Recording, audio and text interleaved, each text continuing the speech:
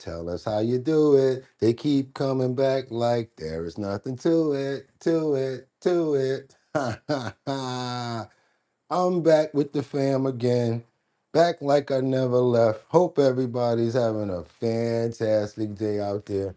Let me get my monitors right back here real quick before I pop on over there. I think we possibly have some good visual going on right there. And I hope you guys can hear me. I had to jump out and jump back in a couple of times with the audio. But guess what? I'm back like we never left. Back like we never left. Y'all know how we do around these parts. We don't play.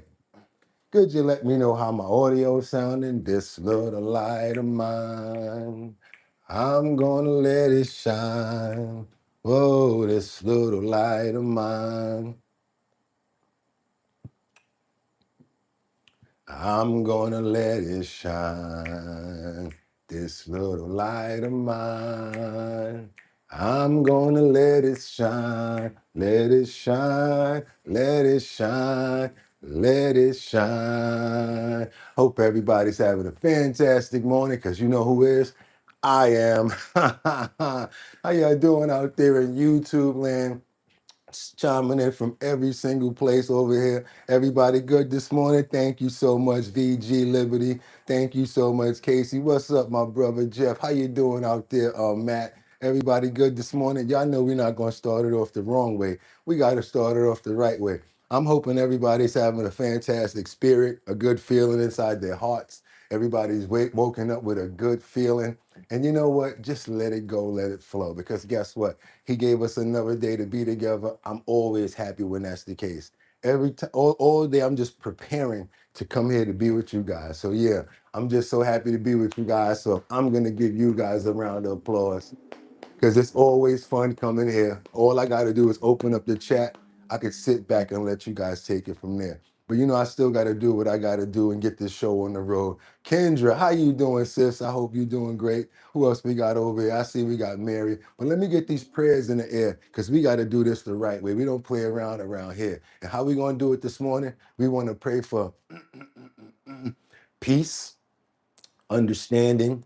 We want to pray for happiness, and we want to pray for love. I want to pray for I want to pray for community. I want to pray for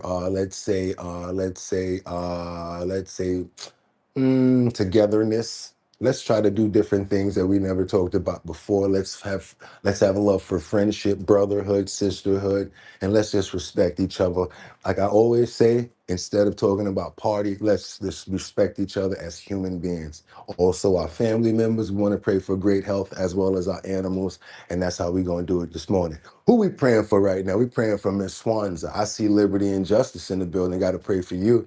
Also, Casey Ramos, that's my brother right there. Okay, who else? We got Jonathan Burks is in here, 7745. I see my other brother up in here, Mark Dorfman from the slums of Shaolin. Who else we got up in here?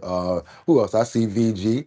Mary, okay, Mary, Audrey, that's right. Who else? We got Kendra Walker. Kendra Walker, you get a special prayer this morning. Hoping everything is going fantastic for you, my sister. Jordan Dowdy, can't forget about Ronan, Blake, okay, Blakely. Who else we got up in the building? Jeffrey Spilka, that's right. I see you, Jeffrey. Don't try to slide in like I ain't gonna see you chiming in over there from Missouri. Matt, okay, I see you, Matt. We got Kendra Walker up in here. Luigi, my other brother. How you doing this morning? Sweet RV Adventures. I see you in here too. Got to pray for Terry. Also got to pray for Sam Champion. Want to also pray for Winter Rising. Can't forget about other people like because you in the building already. I see you already here, Casey, because we already got to make sure we got you in there when you be at work doing your thing. But we always got you no matter what. But we're gonna think about other people now. We're gonna think about Dot Focus. Also, we got to think about who else? Terry, I said that already. And I got Luigi, he's in here already. Jonathan, I think that's about it this morning. Good morning.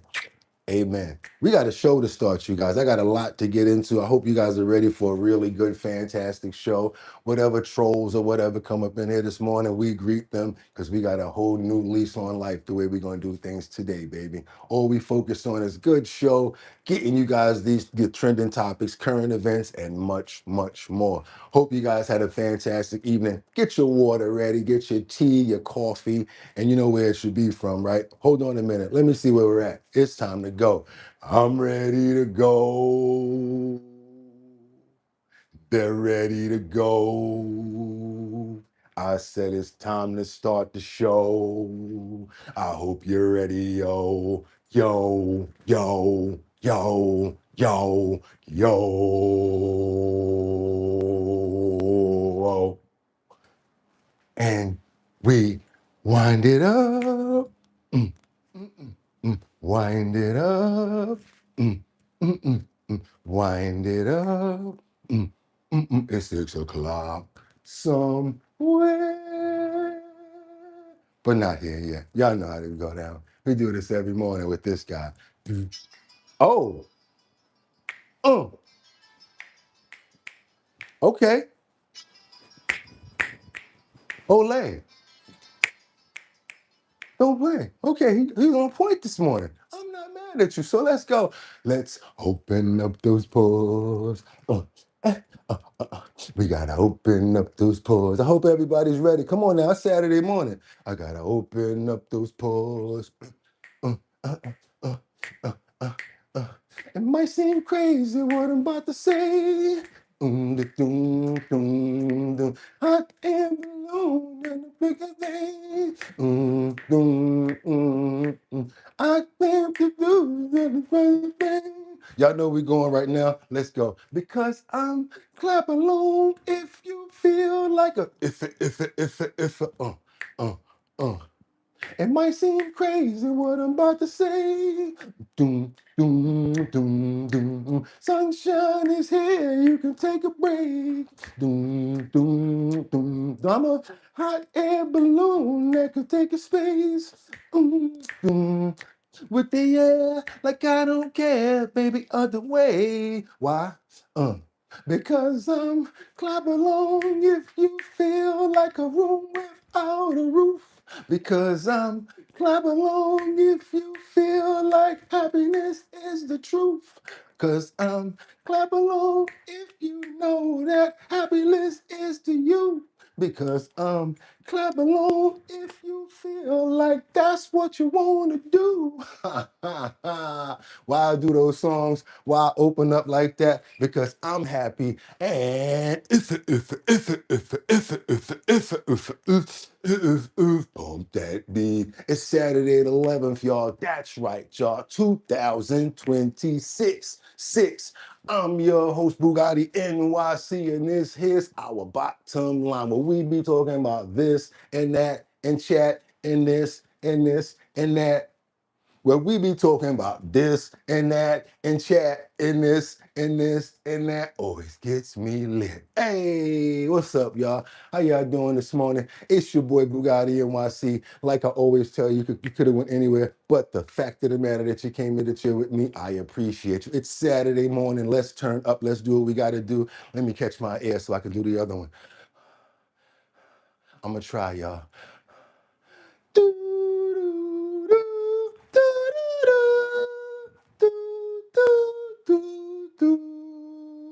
That used to be my thing in the morning. Hi, damn you killed my master. Jordan Dowdy, how you doing? It's your boy Boogotti NYC. Everybody show some love to Jordan. Let me tell you why I do stuff like that. Because I'm happy, because I made it another day. And I just like doing stuff like that, just to get everybody charged up. I hope everybody here is having a good day. We got trending topics, current events, and much, much more. So without any further ado, y'all know what I'm about to do. I'm about to do this. I got 5 on it. I'm going to stack 5 videos at a time. All I'm going to ask you guys to do is stay on topic, stay on point. Let me know where you're chiming in from and what time it is, because I love to go to the city, state, region, or country that you're coming from and bring you guys your news. This way, the content is so rounded, and most of the time we have a great dialogue going on because of that. I'm not even going to take any more time because I'm going to get right into this, because yes, you see them back there. What's going on? We're going to find out right now. It's time to do it, you guys. And guess what else I'm going to do? Let's get into these titles. We got Trump. Why is Iran charging money to pass through the Straits of Hormuz? I don't know, but Trump says they're not supposed to. Is he going to enforce it? we're going to see. I got much more to get into in this title. We got the New York mayor, Mom Dummy. Now he's a super cat. Now he's a dumb dummy. Now he's a super cat. Now he's a dumb dummy. Yes, right. We got New York mayor, Mom Dummy, and the police commissioner, Tish. Miss Throw Up Neck. That's right. They're at odds and they got cuts coming to the police station. That's right, you guys. They're talking about cuts. And you know what he's trying to do? He's trying to find any kind of way to save and salvage the budget. But the way he's doing it, I don't know. Do you guys agree? Do you think that he should take money from the police force, the last line of defense that we actually have that's keeping us safe out here, that's already depleting? I don't know if that's a smart thing to do. Let's keep on moving because last but not least, we got the president's wife. That's right, Melania Trump, who denies ties to Jeffrey Epstein and calls all claims false. We got a lot of follow up on that. We got the the victims that have something to say about it. We've got Congress people and a whole lot more. Get your coffee, your water, your tea. It's time to get it on. It's our bottom line. Let's get into it, you guys. Without any further ado, let's go. It's time to get to work. Let me get this audio straight for everybody so we can see what the president has to say as he boards, not Air Force One. Maybe you guys can give me help on that. What's the name of this vessel here that they board to go to Air Force One? What's the name of the helicopter? I'd really like to know. But now we got to do something else. We got to get in. We got to get right on to see what President Trump is talking about. He's got comments to use nuclear weapons and a little bit more. Let's go, you guys. Let's get it. Defeated, and now we're going to open up the Gulf with or without them.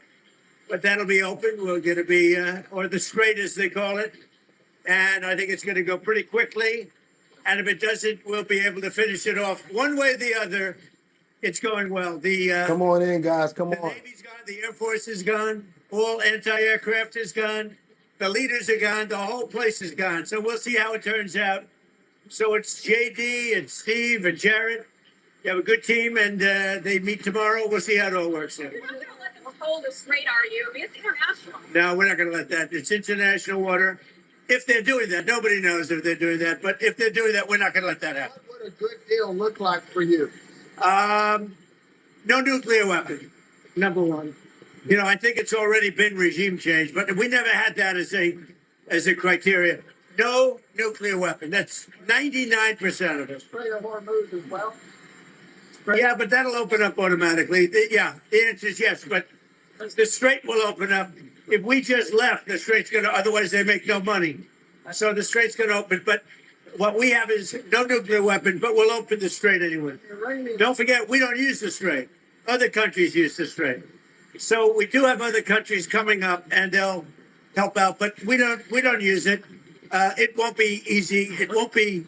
I would say this. Marine One. We will have that open fairly soon. What's your backup plan? Excuse? What's your backup plan if the Marine One. Thank you so much. field opens? You don't need a backup plan. We have the military is defeated. Their military is gone. They have, we've degraded just about everything. They have very few missiles. They have very little manufacturing capability. We've hit them hard. Our military is amazing, the job they've done. Sir, is this a one and done talk, or are you open to more talks after this? I don't know. I can't tell you. I have to see what happens Is this a one and done talk, or are you open to other conversations? tomorrow. They've been talking for 47 years with other presidents, and we're not doing much talking. Thank you very much. Thank you.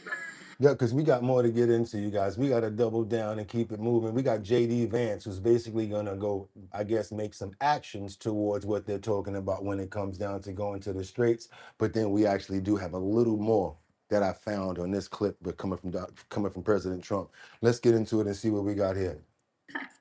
Defeated, and now we're going to open up the Gulf with or without them. But that'll be open. We're going to be, or the Strait as they call it. Okay, that's the one that we already heard. Just want to make sure we getting everything. I got to go ahead and get in here and squeeze out the rag to make sure we getting everybody. I like to get real conversations. I really don't like to get, well, the president said this. I don't want to hear it from you. Let's get it from him.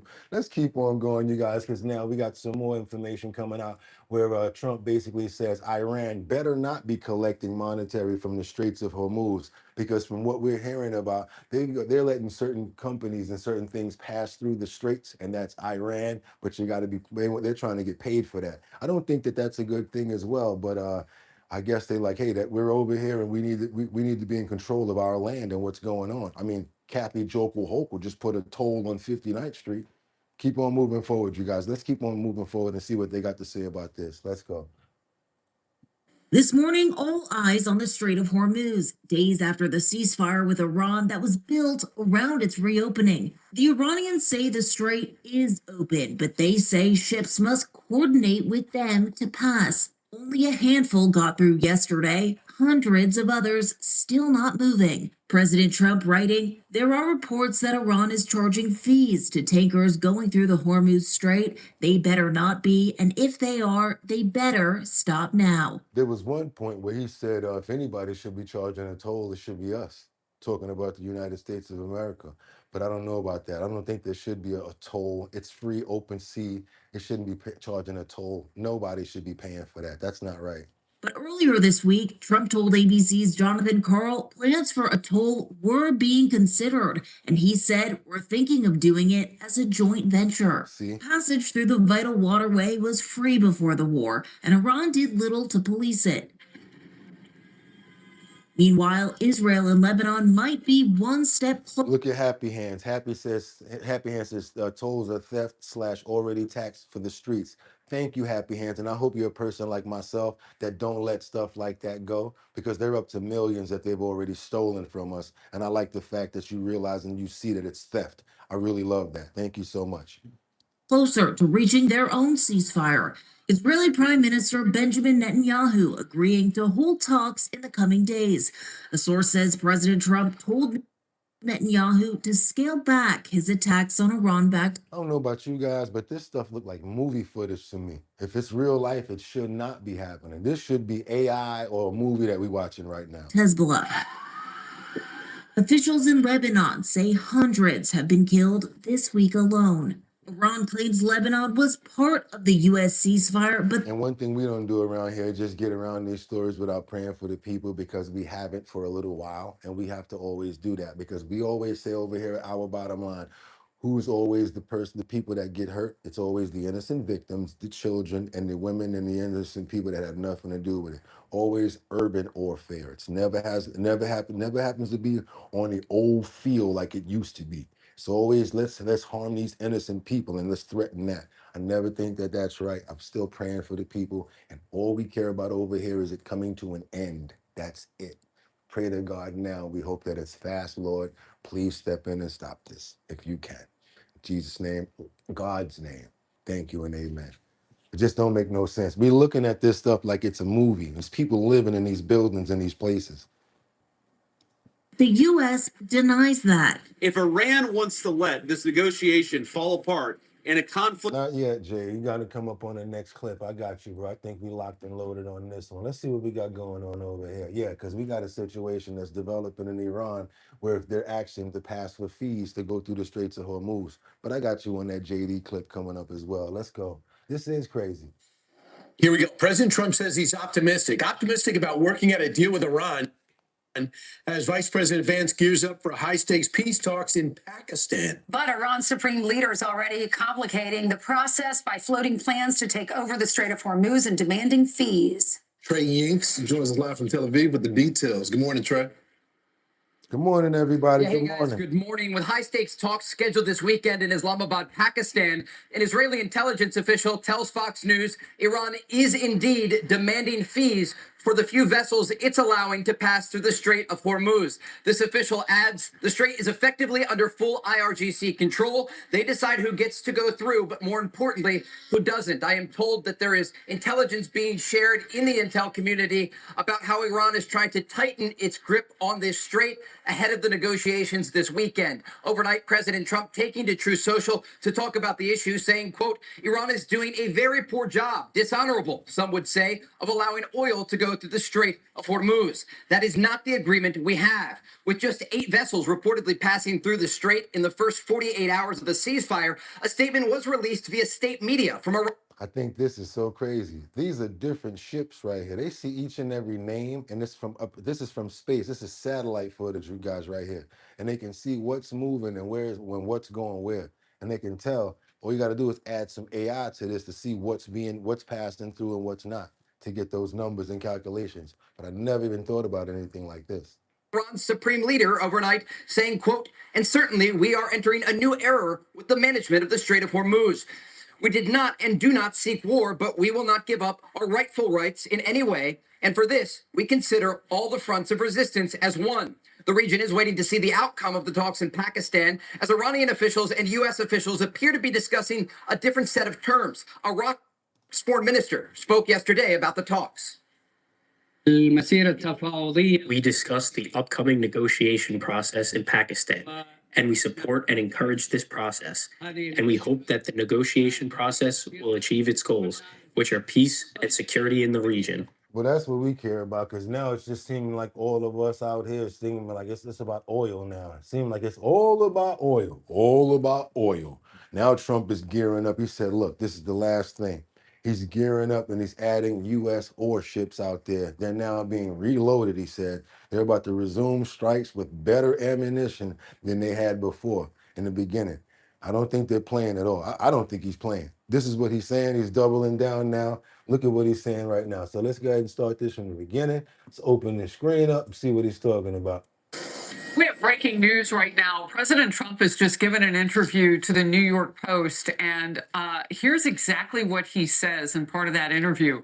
We are loading up the ships with the best ammunition, the best weapons ever made, even better than what we did previously, and we blew them apart. Now, all of this is activity remains constrained in that critical oil ship flow and waterway. The ships are waiting to get in. We've only seen maybe 3 of them with oil in them. Other ships have made it through up to about 11 or 12. But usually we see between 120 and 150 going through the Strait of Hormuz. I don't think so, Brian. I don't think he's coming to play at all. Next, and you heard from President Trump. He's more than purged. He didn't pull anybody out of that region. This is a ceasefire in the war. This is not a complete deal. We know. I know one thing. Kendra said we need to get those likes up, because we never knew the likes of having 4 likes around here when there's 272 people in the building. If we got 272 people in the building, respectfully, there should at least be 272 likes in the building, because we respectfully pray for everybody around here. We're respectful. We bring good content for you guys. So what at least that you guys can do for free is tap the screen and just give us some likes. We really would appreciate that. And Kendra would be satisfied as well. Yes, we do have a like counter over here, and that would be Kendra Walker. So when you guys see those numbers where it says blah, blah, blah, / and then a face like that, that's Kendra trying to figure out, if so many people are watching the show, why we can't get no love when it comes down to the likes, which are free. Boogotti ain't asking for no dough, because I don't have to, because I understand that it's hard out here for a pimp, so I don't hit your pockets. I understand that it's rough, and the first is coming around, and it's always here. So I don't try to hit your pockets, even though our memberships are only $2.99. Try to keep that low. But like is actually free, and also subscribing to the channel is also free as well. Thank you, Kendra, for always staying on point. You guys, I know we can show some more love than that, so we can get more people over here to see the other areas that we got coming up on the show. It's about to get hot in here. Don't take off all your clothes, but let's get it going. Let's keep on going. That J.D. Vance, our vice president, is on his way to Islamabad, Pakistan, to go meet with those who will sit at the table and make a deal happen potentially. But President Trump is issuing that stern warning to the regime at this point. Here's also what he has put up on Truth Social. In part, there are reports that Iran is charging fees to tankers going through the Hormuz Strait. They better not be, and if they are, they better stop now. I don't know if that's going to work, Trump. I don't know. I don't know if pointing the finger and trying to scold them is going to make people listen at this point. They're looking at it like they got to get what they can. They got to take it how they can get it. Let's get on over here right now, because we're coming up to one of your favorite people, someone that I know you know and love. I'm talking about none other than Hakeem Jeffries, the man that made me stop using my hands so much. Yeah, man, I can't even front. But there's a couple of GOP senators who actually deliver a brutal shakedown and takedown over Mr. Jeffries' remarks, kind of calling him a sicko. I'm gonna let him do it because I don't want you guys to think this is me. Let's go here. Let's see what they're talking about when it comes down to your favorite Mr. Hakeem Jeffries, guys. Let's go. Prime Minister Benjamin Netanyahu, who says the focus remains on disarming Hezbollah. The talks expected to take place in Washington. Iranian officials now threatening to end the ceasefire with the United States over Hezbollah not being included in the truce deal, which the U.S. said was never part of the deal to begin with. The vice president set to lead the U.S. negotiating team in Pakistan tomorrow for peace talks with Iranian leadership. Meanwhile, the Department of Homeland Security remains closed for a 56th day. House Republicans blocking a Democratic effort to limit American military action in Iran during a pro forma session yesterday. The House Minority Leader Hakeem Jeffries says Democrats are in active conversations with Republicans to get the votes needed to pass an Iran War Powers resolution. Listen to this. We're in active conversations with Republicans to secure an additional handful of our Republican colleagues, which is all we will need to join House Democrats in stopping this reckless war of choice. We're prepared to force another vote upon our return to the House of Representatives. And for it to be successful, we only need a handful of Republicans like Mike Lawler, Nicole Malliotakis, or others to join House Democrats so we can end the madness now. We reached out to both Congresswoman Malliotakis and Congressman Lawler for comment. We've not received a response. How many of you guys agree with Hakeem Jeffries in trying to interfere and shut down the WAR? Do you think that Hakeem Jeffries is correct in trying to step in and implement a possibility to shut down the WAR, which I can't really say too much? If you do, if you agree with Mr. Jeffries, give me a thumbs up, you guys, because some people definitely out there are on his side and they think that what he's saying is correct. But if you don't agree, give me a thumbs down if you think that he needs to be quiet and let things play out the way it's going right now. What do you guys think? If you agree with Mr. Jeffries, give me a thumbs up. If you don't, give me a thumbs down. I'd really appreciate it, you guys. I want to know if you agree with Mr. Jeffries. Colessive thinks he got a thumbs up. They want this war to be over. Tony's saying the same thing. Okay, should have never been a WAR, says Jordan Dowdy. Okay. Okay, Mike says no, thumbs down. Terry's got thumbs down. We got 2 for 2 right now, you guys. What else? What is this thing gonna work out to right now? We got Donald Hughes. He's got the thumbs down. Red says he's full of it. Okay, we got Ken Bro, thumbs down. That's right, Jordan. Okay, we got Mike with the thumbs down. Okay, Coffee House, Iran hit them first and furiously. Are they supposed to lay back and take it, says Mark Leeson. Okay, cool. We got Jeff with the, okay, V got the thumbs up. Guppy, thumbs down. Guppy Gilly Sue, thumbs down. Brian, thumbs down. Another thumbs down. We got three. We got 2 more thumbs up. Okay, we got the thumbs down. Are kind of winning right here. Okay, reparations is the most important thing for the foundation of Black Americans. Okay, cool. Good morning, everybody. Let's keep on going. Who knows with this circus? They keep illing their people. Let's go. Let's keep it going. Wesley Snipes is my homie. Oh, he is? People say I look like him, but my brother looks even more like him. Curtis got the thumbs up. Okay, there you go. But guess what, Ken, bro? Just because we may need the oil doesn't mean we got to go after certain things a certain way. I got to say that, and I got to keep it going. Okay, we about half and half on this topic. I'd like to keep it going, you guys, and see what they have to say about Mr. Jeffries' comments. I want to bring in Florida Senator Rick Scott. He is a member of the Senate Foreign Relations and Armed Services Committee. Senator, good morning to you. Jeffrey's an idiot. I mean, here's a country that wants to develop a nuclear weapon to kill Americans, and they've been killing Americans, and he wants to limit the president's authority. I want this president to do everything he can to protect my family, your family, all of us. So Jeffries is a complete idiot on this, and it'll never pass the Senate if it does pass the House. Well, and I thought it was interesting. He was bringing up some of his fellow New York leaders with Congresswoman Malliotakis and Congressman Lawler. So Senate Minority Leader Chuck Schumer says the upper chamber is going to take up the measure next week when you return from recess. So, Donald Hughes says we don't need the oil. We got enough here. Yeah, it's still on arrival.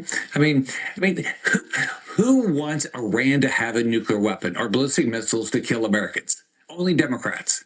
There's not a Republican I know that thinks it's smart for this country to allow somebody that says they're going to kill us to have a nuclear weapon. So President Trump's doing the right thing. I think the ceasefire is an opportunity. I hope it works. I hope the negotiations work. But this president's done the right thing. He is defending Americans. That's what we all should be doing. President Trump issuing new threats to NATO, saying that the U.S. could withdraw troops from countries deemed unhelpful to us during the conflict. NATO Secretary General Mark Rutte calling out European allies for relying on the U.S. to do all the heavy lifting. Listen to this. The militia man said they're still not going to be able to remove them. Other European allies shifted away from decades of investing in conventional military partnership with the United States during the Cold War in favor of an unhealthy codependence. So convinced that peace was permanent and didn't demand the investment we now know is essential, Western European forces shrank and defense budgets shriveled into irrelevance. Over-reliance on the notion that security was just the new norm, and the United States would take care of any threats further afield, caused us Europeans to imagine that hard power was something to be embarrassed by, a relic of a bellicose past that humankind had now outgrown. All right, man, that's it. What you just trying to tell why you ain't trying to get down. I get it. You don't want to be part of it. I get it. We understand. Let's keep going because there's other countries that are saying other things too. I'm sorry. Other nations. Over 70 nations are reacting to the UN peacekeeping deals when it goes down to Israel and Lebanon. There's a lot going on when it comes down to that. Hey, we got to get this out, you guys. This is world news we're covering right now. And the list is, as of now, we have indication that more countries will be joining this statement. We, the troop contributing countries to the UN Interim Force in Lebanon, or UNIFIL, joined by several other member states and the European Union, express deep concern over the escalation of tension in Lebanon since 2 March 2026 and its impact on the safety and security of peacekeepers. We condemn in the strongest terms the persistent attacks against UNIFIL, including the latest grave attacks which cost the lives of 3 Indonesian peacekeepers and injured several other peacekeepers from France, Ghana, Indonesia, Nepal, and Poland. I think he was right from the gate. I know people are going to be angry about this when I say this, but I do believe that the president was right from the gate when he did not even want to get back involved with NATO. He was saying the same thing before. They were a paper tiger. When you went to them to try to get help, they weren't there. They were just like acting like they were ready to be behind your back. So I wonder what other countries that are under the NATO umbrella, if they would have went to try to get support, would they have gotten it? That's kind of like that time when I went to church and I needed some money, and I noticed them always taking money in the offering plate, and plus they was taking tithes every month. And then I got a little behind in rent, and I needed some money. So I went up to the Reverend. I said, I'm a little behind right now. Could you guys help out? Oh, let's see what we can do. Next thing you know, they was giving me the whole runaround and everything. So that's kind of like NATO. When you need them, are they there for you? Even though you're putting in every month, every week with your hard-earned love and dedication, that kind of stirred me away from going to certain type of churches, when they keep on sending around the plate for the school, Bible school study. They send around the plate for the sit down. They send around the plate for the rejoicing. They send around the plate for the back after lunch. They sit around the plate for the evening. I'm talking about they were sending that plate around so much, by the time you go in there, you have a knot like this, you're coming out there with $2. You might as well have been gambling. Let me tell you something. If you're trying to praise, let me tell you what I learned about the Lord. You can praise from anywhere that you at, and it does not have to break you, because you can go to church anywhere that you are. Church is right here. So guess what? I feel the same way about NATO. They weren't there after all that investment. hey, maybe you just need to stand on your own accord. Everybody. Let's keep on moving forward, you guys, because we got a situation going on in Washington where a civilian seizes the chance to insult Donald Trump. They take full advantage when he was at the Kennedy Center looking at Les Miserables with the president, I mean, with his wife, Melania. I think about little situations like this sometimes, and I think, a lot of times you might want to seize the opportunity, but there's a right time and a right place for certain things. I don't know if I would have probably did that when he was right next to his wife, but hey, again, they call it seizing a moment, right? Let's get into it real quick. I got a very small little clip coming in right now from the Young Turks that we're going to borrow real quick of President Trump and Melania attending the Les Miserables premiere at the Kennedy Center, and people are not so happy that they're there. And the close people are saying what they can.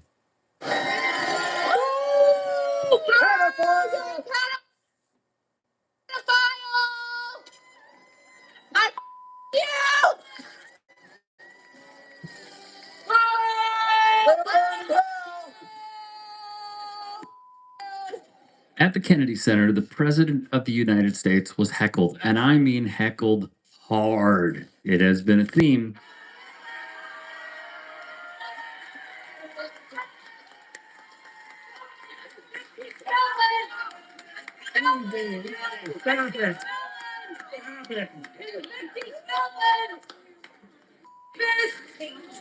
Stop it.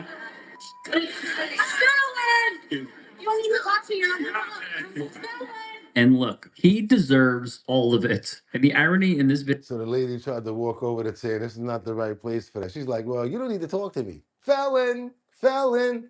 Yeah, they was going in at the Kennedy Center. Whoever was able in earshot range was really trying to give it up and see what was going on that day, you guys. Yeah, we got more to get into, a couple of sensitive topics right now that I don't know if you guys even know about. This is in Connecticut where we got this Cheshire high school student who's been detained by ICE, and they're out there really protesting, trying to get him out. So yeah, it's kind of a doom, doom, doom, doom, doom, doom, doom, get him situation right now. Do your boy a favor. Yeah, let me ask you a question. If you appreciate that clip right there that you just saw, go ahead and subscribe to the channel.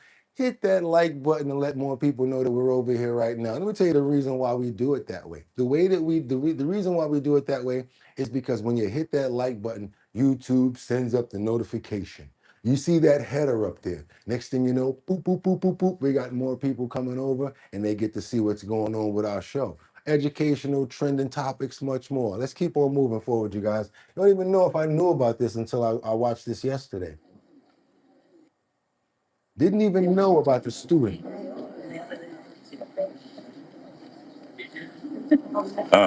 Thank you all for being here.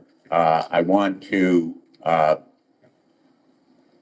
particularly thank the Cheshire community and the leaders who are here.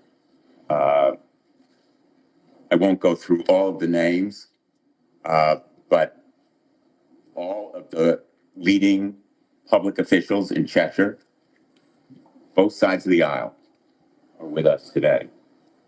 I think this picture speaks volumes. Literally, this picture is worth 1,000 words. Connecticut is standing behind this family, behind Rehan, who has been illegally detained, brutally imprisoned with no valid legal reason. This community says to ICE, no more. And it is a Connecticut commitment to basic liberties and decency that you see in this picture. I thank the governor and attorney general for standing with us as well. And so yes, as you can see, lawmakers, advocates are discussing ICE detainment of a Cheshire high school student. Let's keep on moving forward, you guys. I'm going to keep on following up on these new breaking stories that you see coming in right now, but it's time to talk about that money, money, money, money, because yeah, it's getting low, low, low, low, low. when it comes down to the dough, what's going on? Are you guys affected by the oil prices? Is the rent going crazy where you guys are at? You can go ahead and chime in. I love to talk about real stuff that has nothing to do with what's going on up here. We can definitely break it down to the comments in the chat. I want to know how much this gas is costing. Please do me a favor. Let me know where you're from, / what the gas price is, and what you guys are paying for things. If you want to put in food, I'm paying this for milk / where I'm from. Really would appreciate that, you guys. I need to know this information from you because that's the only way that we're going to know out here. Comments are very important and we really appreciate it. I want to get over in the US right now to see how debt and the interest is becoming a bigger problem for the United States government. We're spending way too much money. We're spending it as fast as we can print it. Let's keep on going. Let's go. Let's keep on moving forward and talk about this money. Los Angeles gas is $5.60. That's crazy. Somebody said Bloomberg is a schmuck. Rent and gas and groceries are off the hook, says Marty. What we got over here? Happy Hand says Happy X by San Diego, $3.38. That's the lowest so far. 480, 659 in California. Australia. Okay, listening from Australia. Eric Cooper says it's $4.25 per gallon in Florida. Okay, San Diego is $5.92. Delaware, $3.69. We've got what about it? Indiana's under $2 a gallon. For real, Georgia, it's increasing, but it's not that bad. We got 389 minutes from Boston, 399 of milk, small Utah. Okay, my God, Shannon. Maryland is $4.09. We've got $3.85 to $3.98, says Kalesiv. $9 a gallon in Australia. That's not right. Ain't nowhere in the world no $9 a gallon in Australia. $3.94 in India. Shear in Detroit says $4.15. 420 in Pittsburgh. Gas is $3.89 here. I remember gas used to be $2 and some change, y'all. This is crazy over here. QA $4.30. Prices will be down by the 15th of this month. That's crazy, right? Y'all saw that, right? For $9, right? Y'all saw that, right? Let's keep on going. $4.05 in VA, $3.90 in North Carolina. If you guys can do me a favor and I can read all your comments, can y'all go ahead and hit that like button so Kendra can go ahead and calm down? Because you know how we get. She about to start coming out digitally like this. Boop bap, boop bap. Do your boy a favor, knock out that like button. If you have not subscribed so far, let's go ahead and get that subscribe going as well. It's actually free. $4 in Detroit. He must be on the west side. The groceries are killing me. Yes, you guys, the food is crazy. Okay, we're about to ask you guys how much a bag of groceries is when you walk out the store. Don't even make me do that. How much is a bag of groceries now? $60. I'm telling you right now, for me, $60. Since you started watching the NewsHour tonight, our nation's debt has grown by more than $140 million. Its total sum is $37 trillion. There's mounting concern in some quarters over how soon that ballooning debt will impact the lives of everyday Americans. As economics correspondent Paul Solomon explains, simply paying the interest on that debt is already swallowing a larger portion of the federal budget. Yeah, Crystal. Interest on the national debt, paid to investors for lending the U.S. money. In return, they get U.S. government IOUs, treasuries, the interest rate on which tends to rise as we borrow ever more to cover the growing gap between expenses and revenues. When I look at our fiscal situation, the words that come to my mind are daunting, challenging, difficult. Why daunting? Well, one tasty way to depict the interest problem, a budget pie.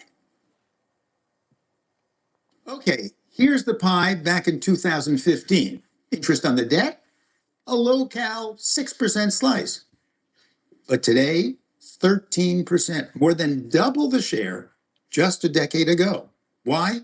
As we issue more and more debt, more and more U.S. treasuries, then investors are going to demand more for that.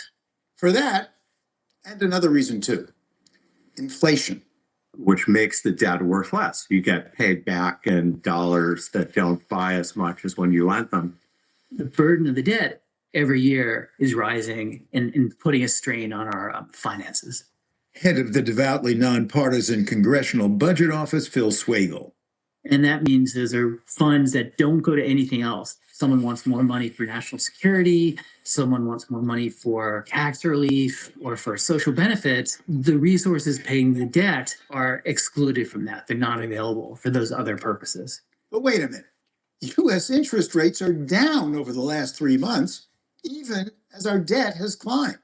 Our demographics are putting downward pressure on interest rates. The aging of the U.S. population and the reversal in immigration that we've seen this year puts downward pressure on interest rates.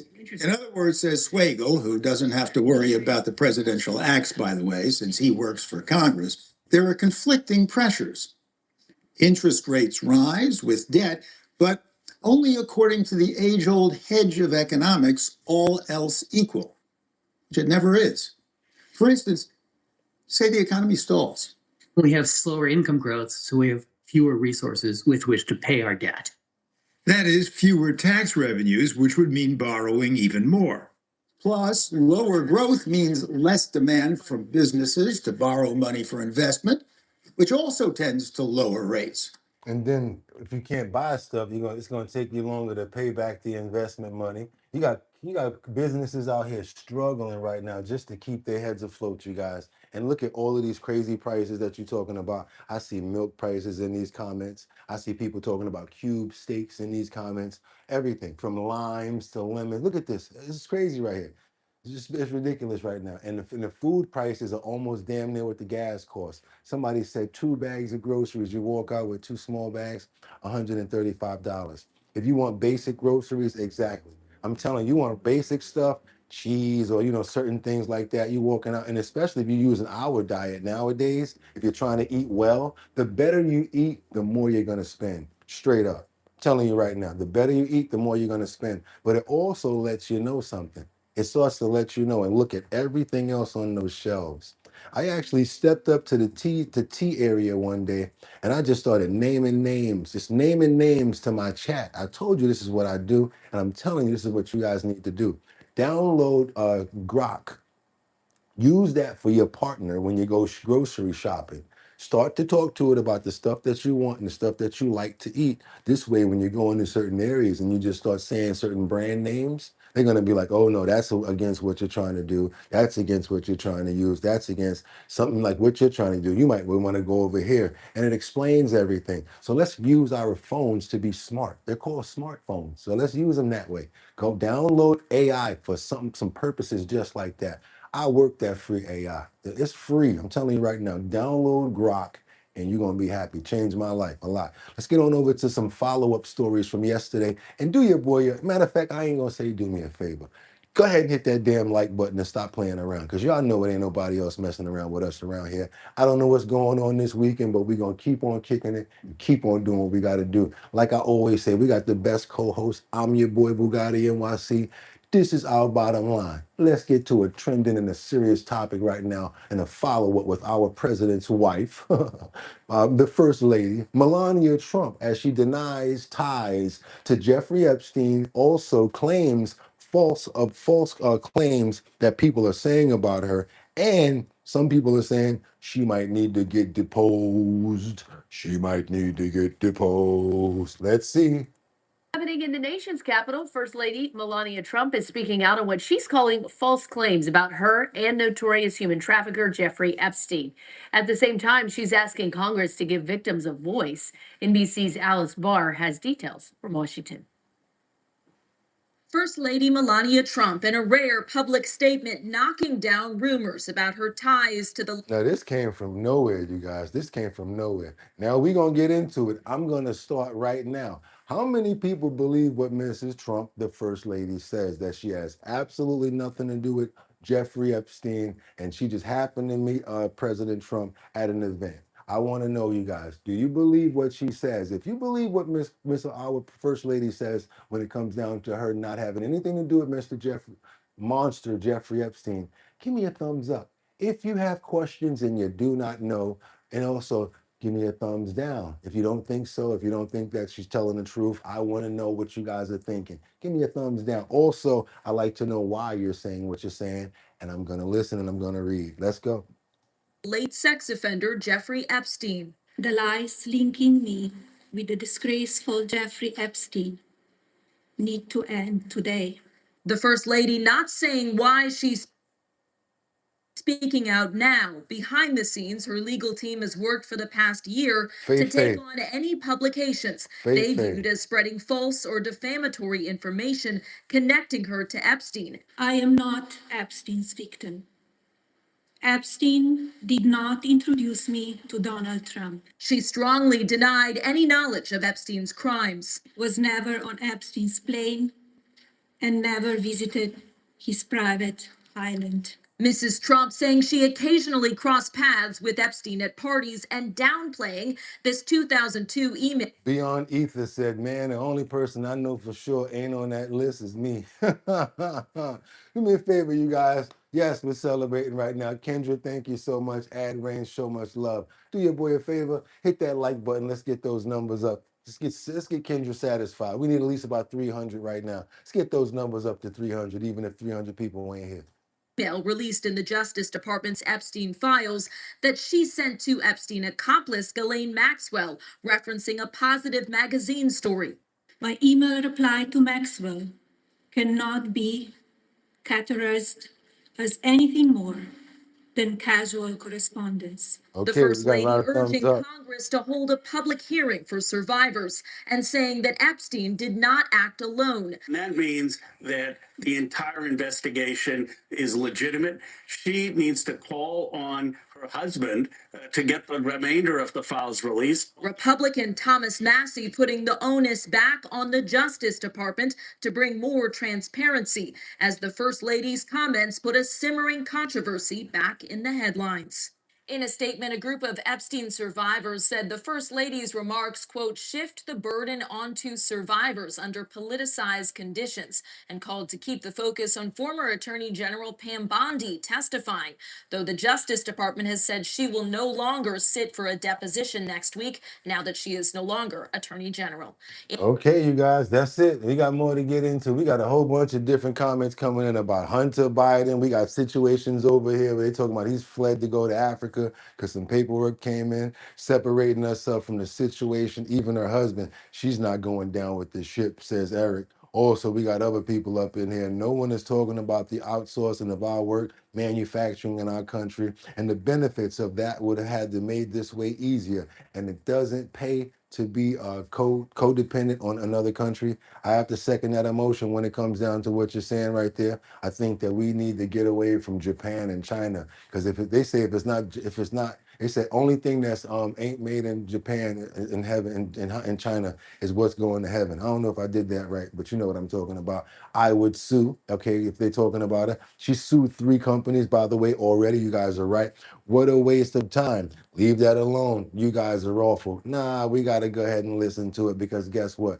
People want to know what's going on out here, Eric. And you know what? Everybody gets their shot, and we respect what people have to say over here. We have to do that. And if you appreciate the show, hit that like button. If you want to see more stuff like that, go ahead and subscribe to the channel. Become a member. Hit that notification bell down there so that you know when we're on. Now, guess who else is coming to dinner? That's right, more depositions, more people. We got Bill Gates is going to testify before the House committee about Jeffrey Epstein's relationships. We're going to see how this is going. They're not talking too much about this. They're just giving a little dribs and drabs and stuff like that. Not too much is going on. So I think this already happened, but we're going to see what information comes out and what they release to the public. Source says Bill Gates will testify before a House committee about Jeffrey Epstein. The Microsoft co-founder will appear for a transcribed interview on June 10th. Gates' spokesperson said, quote, while he never witnessed or participated in any of Epstein's illegal conduct, he is looking forward to answering all the committee's questions. Earlier this year, the billionaire apologized for his ties to Epstein.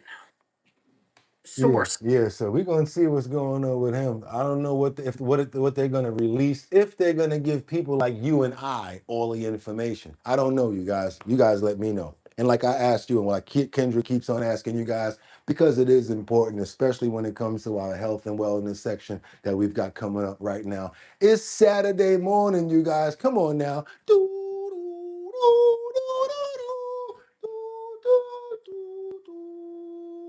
I'm gonna need you to hit that like button. Damn you! You killed my master! Son of a bitch! I'm gonna need you to go ahead and hit that like button. Yes, you guys, go ahead and subscribe if you have not already. And if you like stories like that, might as well hit that notification bell too. Let's get on over to see what's going on with New York. Mom dummy, that he's a super cat, nanny, he's a dumb dummy. That he's a super cat, nanny, he's a dumb dummy. That he's a super cat, nanny, he's a dumb dummy. Dummy, dummy, dumb dummy. Yes, I'm gonna call it like I said it. That's what I'm not playing around right now. This man right here is looking for money in all the wrong places. I'm telling you right now, because this plan right now, him and he's insisting that he has the final word on what happens with the NYPD. And you know what his plan was from day one, and what a lot of people were okay with? Defunding and shutting down situations when it comes down to the police. I have no idea why people are so behind this. They're not going to be happy until they pick up, or so somebody's trying to do something to them, and they try to pick up that phone and they say, 911 is not available. That's when they're going to realize how serious it is. Let's keep on moving forward, you guys. Let's go. Well, it looks like tension this morning between Mayor Zoran Mamdani and NYPD Commissioner Jessica Tisch. The mayor says he holds any final decision to change policies at the department, even if the police commissioner disagrees with him. Haley Fixler at City Hall breaking this down for us. I'm not going to say we didn't expect something like this to happen. We were just waiting on the when. Right, Dan Rosanna, this is something that Mamdani made very clear when he was on the campaign trail, that he wanted to get rid of this very specialized unit within the NYPD that responds to protests. And now it seems that he is willing to overrule Tisch and force. Rebecca Lanyan Bueno said he is destroying New York, and she lives in Grand Rapids, Michigan. She lives in Grand Rapids, Michigan, and she just said that he's destroying New York. Look at this. Everybody know what I'm talking about. He told true stuff to Trump's face, and oh yeah, you sure? I guarantee you, when he went to Trump, he was like this, brown. His nose was coming back, looked like he had a chocolate strip right here from Dunkin' Donuts. Stop playing with us. Come on. This issue if necessary. So in an interview with the New York Times, the mayor says that he has the power and he will enforce it to make the ultimate decisions for the NYPD. So again, that does include disbanding the Strategic Response Group, also known as the SRG. Now, Tisch has been very supportive. He wants to disband the SRG. You know what that unit does, right? They're like first responders when it comes down to let's say protests and stuff like that. They go and handle stuff like that. So I guess he's really trying to really make sure that these protests turn into RIOTS. This man right here, I guarantee you, and I'm telling you like this fool right here does not know his ass from his elbow. Of the unit, which is in charge of handling protests, counterterrorism, and other big events. However, the SRG has received scrutiny from some people after the 2020 protests and was forced to implement some changes after a legal settlement with the state attorney general's office. Now, this week, Mamdani administration officials and making an excuse and trying to find another place to cut money because they're trying to find other places to get money from to do nonsense with. Still hasn't been given money. He was about to rob the surplus. Now he's doing cuts in places that's very dangerous. 3 NYPD chiefs, they went to Columbus, Ohio to check out the police department there and to really take a look at their, quote, dialogue unit. So somebody said that is SWAT, and he's a moron. Thank you guys for knowing. Thank you. It's about to be Gotham. Thank you. That unit, it is a volunteer-based unit sent to protests to speak with participants in order to... No. I'm sorry, I made a mistake. Because now he wants to go to places like Ohio and and adapt their policies of using volunteers. You know what a volunteer going to do when S get crazy at a Reels Night? They out of there. And are you going to train this volunteer? What is this volunteer going to, what are they going to do? Where are you going to find these That's what they said. They're going to replace the SRT with volunteers. And they're going to adapt the policy from Columbus, Ohio. So they're going out there to look at the policy and how it works. Because if it works there, maybe New York can do the same thing that's going on in Columbus, Ohio. If you don't, oh my God, if I had the biggest hand, I could just, the whole side of his face. I got to rewind this because you guys are not going to believe me till you hear it. Let's go. Let's go. Went to Columbus, Ohio to check out the police department there and to really take a look at their quote dialogue unit. So that unit, it is a volunteer-based unit sent to protests to speak with participants in order to try and de-escalate any situations. To speak with participants in order to try to de-escalate situations. That's what their job is to do. That means no police, just people there to speak to them. Take a listen to what Mamdani says about this effort and this trip. I remain deeply committed to disbanding the SRG and to decoupling our response to protest and counterterrorism. And this is a trip of members from both City Hall and NYPD to better study the Columbus model of responding to protests. Now, this is really important to note. Tish has repeatedly said in her conversations with the mayor that they've only talked about reforms with the SRG. No rep with the NYPD says that their community affairs division, as well as some other units, they already do the same thing as Columbus Police Department's dialogue units. We're told that they do work with protest organizers both before and at the start of an event to help facilitate some communication. But again, this is not the first issue that Tish and Mamdani have had issues on. If you remember, not too long ago, they were at odds about this snowball incident that injured 2 NYPD officers. So we're just going to have to wait and see what happens. Live at City Hall, Dan, Rosanna, back to you. And then he had the nerve to say, oh, if you guys want to throw a snowball at me, you can. Man, I wish I would have been there as soon as he said that. Because the way that Boogotti makes a snowball is, and I can't get, you said I could hit you with a snowball. I heard you say that. I know how to make the perfect snowball. I take that little piece first and I make it real nice and tight. Yeah, you start with the little one and then you pack that snow on there real good. I got big hands. You know, I'm not playing. I'm over here like, oh, have a conversation. I'm making it. I'm talking about perfect snowball. I'm talking about this joint is coming out. It's coming together.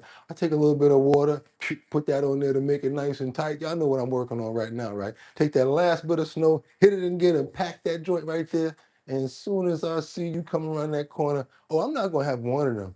I am the machine. I got like 5 of them right there. I'm like this. And I'm aiming straight for the dome. And I'm going to do it in an angle like this, from the bottom up, because I know you're going to be trying to do like this. So I'm going to get you like this. I'm like, oh my, if I could have just hit him with a snowball, that would have been enough for me. I'd have been satisfied with that. But you know what? I have to laugh. I have to. Because when it comes to promises he can't keep, he has not been keeping promises. And if you voted for Mom Dummy, now he's a super cat, now he's a dumb dummy. If you voted for that foolio right there, I'm sorry for you because he lied to you. And I'm gonna tell you in sign language, he lied to you. Yeah, if you voted for him, sorry. It's all that I can say. Because he lied to you. Let's keep on moving forward right now because we got to get on and stay in New York. We're going to stay in New York right now because we got 4 EMS workers. I'm telling you how real it is in the Bronx. You can't even go there to help people. I'm telling you, the Bronx is no joke and Brooklyn is no joke-er. And I'm not even lying to making up nothing. Y'all think it's hard out here right now and y'all think they getting rid of. That's why I do stories like this back to back. First, Mom Dummy is want to say something stupid like let's get rid of the police. And then we go over to the Bronx where we got 4 EMS workers that got intact inside a building. Okay, but yeah, that's what he want to do. Maybe he want to send people in there to have conversations with the people that attack the EMS workers. And not only, I'm not talking about attack. They got with like rizazers. Yeah, this is crazy right here. So Mom Dummy, I want to give you the plaque, the trophy, the accolades of being the stupidest mayor that we ever had in existence in New York. You hold that title purely by yourself. Back to our top story this morning. Several EMT workers are recovering after an attack inside of an apartment building, and now we have an update. Eyewitness News reporter Jaysha Patel in Morris Heights with that new information. Jaysha? Pedro, Sandra, good morning. Well, we now know that actually 4 EMTs were attacked inside of this apartment building behind me. 2 of those EMTs have either injuries to their head or their face, and we know 2 actually only have minor injuries. But this is video of how things looked last night after that attack. This all happened inside of a hallway in the apartment building on Sedgwick Avenue just after 10 last night.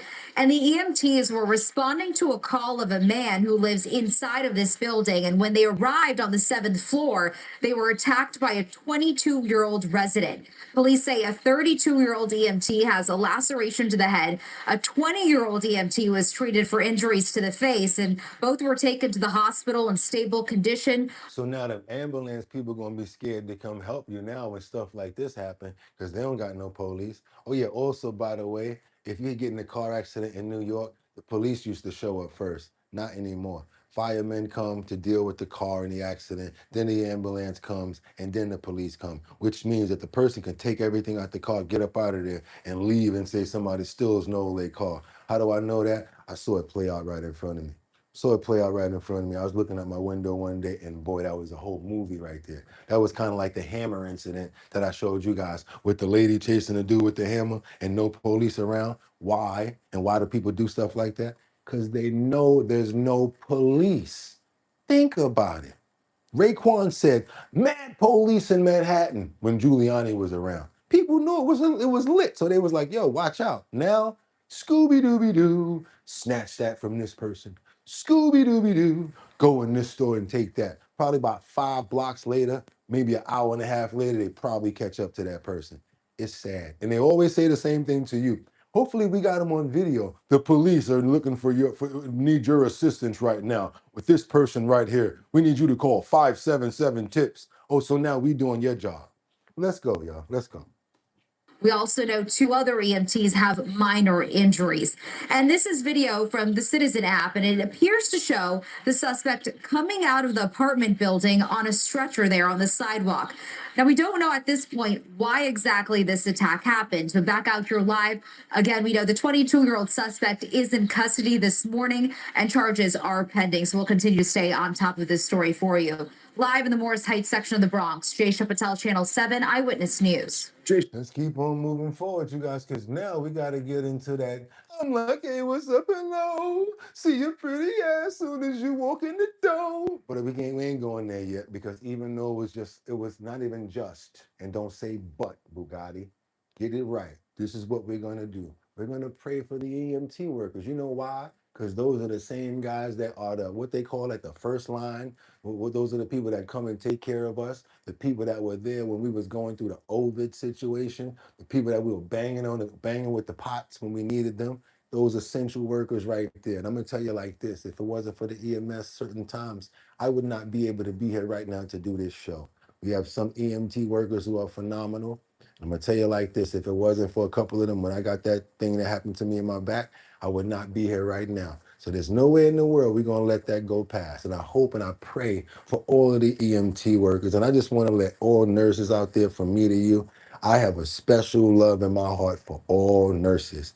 I love nurses. I think you guys are beautiful. I think you're phenomenal. All I want to say is, from me to you, I know it gets rough, but we recognize you, all you nurses and you CSA workers, your care workers. We love you guys, because if it wasn't for you, we wouldn't know who's going to be taking care of our elderly, our family members, and when we get sick. We love you guys so much. Hospice as well. Amen. Let's keep on moving forward right now. Now we can make some jokes. I'm like, hey, what up, hello? See your pretty ass soon as you walk in the door. That's right, y'all. Trap queen situation right here with that Fetty Wap. I could have said Hunter. I can feel it biting, but that ain't really what he deal with. He deal with that other stuff. That doom, doom, doom, doom. We going to talk about this 90 pounds of that Fetty Wap. And anytime I say Fetty Wap, you guys know what I'm talking about. It was seized in the Bronx. Why not? Ain't that many police out here. Might as well have a whole factory going on. One in the Bronx. Let's have one going on in Queens. Why not if there's no police? But Mom Dami says that we're going to get more social workers. Let's go, you guys. Let's get into this next story out here. Trump, you got the right face on right now when it comes down to this story. Let's go. The Bronx district attorney announcing this afternoon a massive drug bust after dismantling what they call 3 fentanyl packaging mills. Eyewitness News reporter Darla Miles is live outside of DEA headquarters in Chelsea with the very latest. Darla. Listen, David, the DEA just wrapped up a press conference within the last hour, and they talked about what seemed to have been a very precision operation, a takedown, rather, of 3 different fentanyl operations, all completely unrelated, that happened within a 6-hour period. I want to know if you guys seen the amount of Fetty Wap that was on that table that I can't say the real name of. Because you guys are smart, and you know with the low doses of Fetty Wap, that could take out a whole bunch of people. Did you see how much was on that table when they said 90 pounds? That's like a teenager. And 8 people have been arrested. Now, this was a joint effort between the DEA, the NYPD, and the New York City Special Prosecutor's Office. 90 pounds of fentanyl was recovered, worth $7.5 million. Investigators say what? Yes, because you're not going to get no stories like this anywhere else. This is about the time that you guys need to go ahead and subscribe to the channel. That's right, you guys. If you love stories like this and good follow-ups, trending topics from the #1 show that's on YouTube, it's called Our Bottom Line. You guys need to go ahead and subscribe so that you'll be able to come here all the time. And also, you want to turn on that notification bell down there so that you know when we're on. People like Liberty and Justice, one of our dopest family members. We got other people like here, Jeffrey Spilker. We got Lisa from the 55 Coffee House. We got a whole ecosystem that's brewed over here. We got Teddy, Miss Swanza. Y'all don't got no place like this to come and hang out with these type of people every single day. So if you guys like to do it and like to hang out with us, a good family, people that support you no matter what, online or off, hang out with us and come in every single day. Come on and be a member of Our Bottom Line. And we got a mean Discord coming together too. That Discord, woo! It's about to be lit with special videos only for Discord. Let's go, you guys. Let's get it. You see here on display are glassines, bricks, and powdered fentanyl. They also say they seized more than $30,000 in cash and 2 loaded guns. The takedown happened Wednesday afternoon at 3 packaging mills within a 3-mile radius. These were located in regular apartment buildings. Residential apartment buildings where families lived and near schools in the Mount Eaton and Belmont section of the Bronx and in Washington Heights. And they say at one location alone, that one in Washington Heights, they say there were hundreds of thousands of glassines of fentanyl ready for distribution. A lot of these mills will be dormant for long periods of time. And just coincidentally on this day, the question is, when do you hit it? It's a tactical decision. Like, we like to see bags going in. We don't like to see bags coming out, because then bags coming out means it's going to be distributed. So many times if we see a bag come out, we may hit someone on the street. If it's positive, then we make the decision. Do we go back inside? And on Wednesday, we made the decision to be active. We hit people coming and going, and we went back inside with obviously warrants from Bridget's office, and it netted us like a huge amount of fentanyl. Now, I want to show you, this is Mulk. This is an NYPD K-9 that had to actually be given 2 doses of Narcan after the raid on Prospect Avenue in the Belmont section of the Bronx. They say when she got back to the precinct, she was very lethargic and her eyes were dilated. But as you can see today, she is back to normal. The dog couldn't even take it, you guys. You see that right there? Let's pray. We're thankful. Thankful. They had to give her 2 doses of Narcan, you guys. Come on now. Go ahead and get those likes up for that right there. For the baby being able to make it and finding all of that stuff. That's dedication right there. And that's one thing about dogs. They'll give you their entire life just to make you happy. She gave her whole life just to get a chew toy. That's right, you guys. That's why we love dogs and animals over here so much. We love them. Your boy, come on now. Our Bottom Line. Let's keep it going. Let's go. Now, all 8 suspects are in custody, all facing a variety of different drug charges and being held on bail. Reporting live in the Chelsea section of Manhattan, Darla Miles, Channel 7 Eyewitness News. And look at that. You went right back to the basics, and the dog is the one that found it. We're talking about dogs ain't the best. Dogs aren't smart. You guys spell dog backwards for me and then get back to me. I don't know if they are, but they act like it. That dedication, that love, always being there for you. You know how that feeling is. You can have a terrible day, but as soon as you get home, they be there looking at you like, oh my God, mommy, daddy, you're home. And you just be like, whoa, that love is just, it transfers. Rubbing them, patting them, you get all of that stress off of you. You leave it at the door as soon as you pass that door. As soon as you pass that threshold and you see your baby, it's a different feeling. You be like, smile for me, baby. Y'all know what I'm talking about. All you guys that actually have animals and have dogs, y'all know what I mean. Let's get on over to, matter of fact, we want to pray for her. And we want to pray for all of our four-legged canines out here that's fighting the fight of crime. That's right. We love animals. They're awesome. They're the best. Amen. Let's keep on going, you guys. We got to get on over to Jersey. It's going down in New Jersey. I'm telling you guys, we got a video that shows a brazen burglary of a New Jersey jewelry store. They got out the car and just boom, boom, started breaking the glass on this place. Check this out, you guys. If you're talking about brazen real robbery, they're saying that they got over $1 million and they got out of there and they were able to get away with this stuff. There's a mother and a daughter that tried to run out to prevent it. But what are you going to do when there's three men banging and breaking in the glass of your store? Let's keep on moving forward. That's why I think that unbreakable glass is very important now for all jewelry stores. This looked like a scene out of a movie. Brazen robbers smashing the windows of a jewelry store in New Jersey, and the heist was all caught on security video. As Christine Sloan reports from Perth Amboy, a mother and a daughter tried hard to stop these thieves from getting away with $1 million in jewels. Shocking surveillance video shows a group of robbers using sledgehammers to smash the windows. Yes, and I know we can do better with those numbers. So yes, I'm going back to where we used to do around here, where we say, we're going to stop this video right now, and we're going to hope that everybody who did not have a chance to go ahead and hit that like button goes ahead and does so, because around here we work very hard to give you the content that we give you. We really appreciate the fact that you pull up, but also we would like the respect of the likes, because guess what? They're free. I see about if we was hitting your pockets trying to get something from you, but that's not what we're trying to do here. We really want you guys to understand and why we ask for the likes. When you hit the like button, it sends up a signal and puts our header up. The same way you probably found us one day. You saw that signal there, right? Then you came on over and we did the rest. That's right now. We're trying to get up to 100,000 subscribers. That's what we're working on right now, and we're right there. You can be the one. I'm telling you, we'd appreciate it. But guess what? Also, hit that like button. That's free. If you like to see more of our content, hit that notification bell down there so that you know when we're on. And I won't keep on stopping the video. I'll just let it play through. Let's go. Of this Perth Amboy jewelry store, getting inside within seconds and coming face to face with the mother and daughter owners.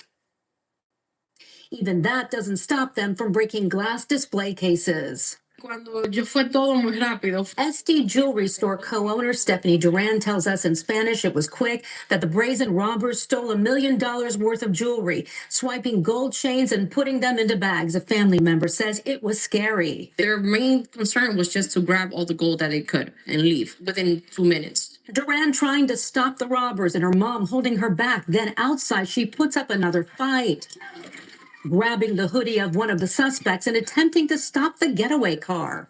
Her mom says in Spanish what's important is that they're alive. Family members say the heist happening in broad daylight Wednesday, even with a police substation more than 200 feet away.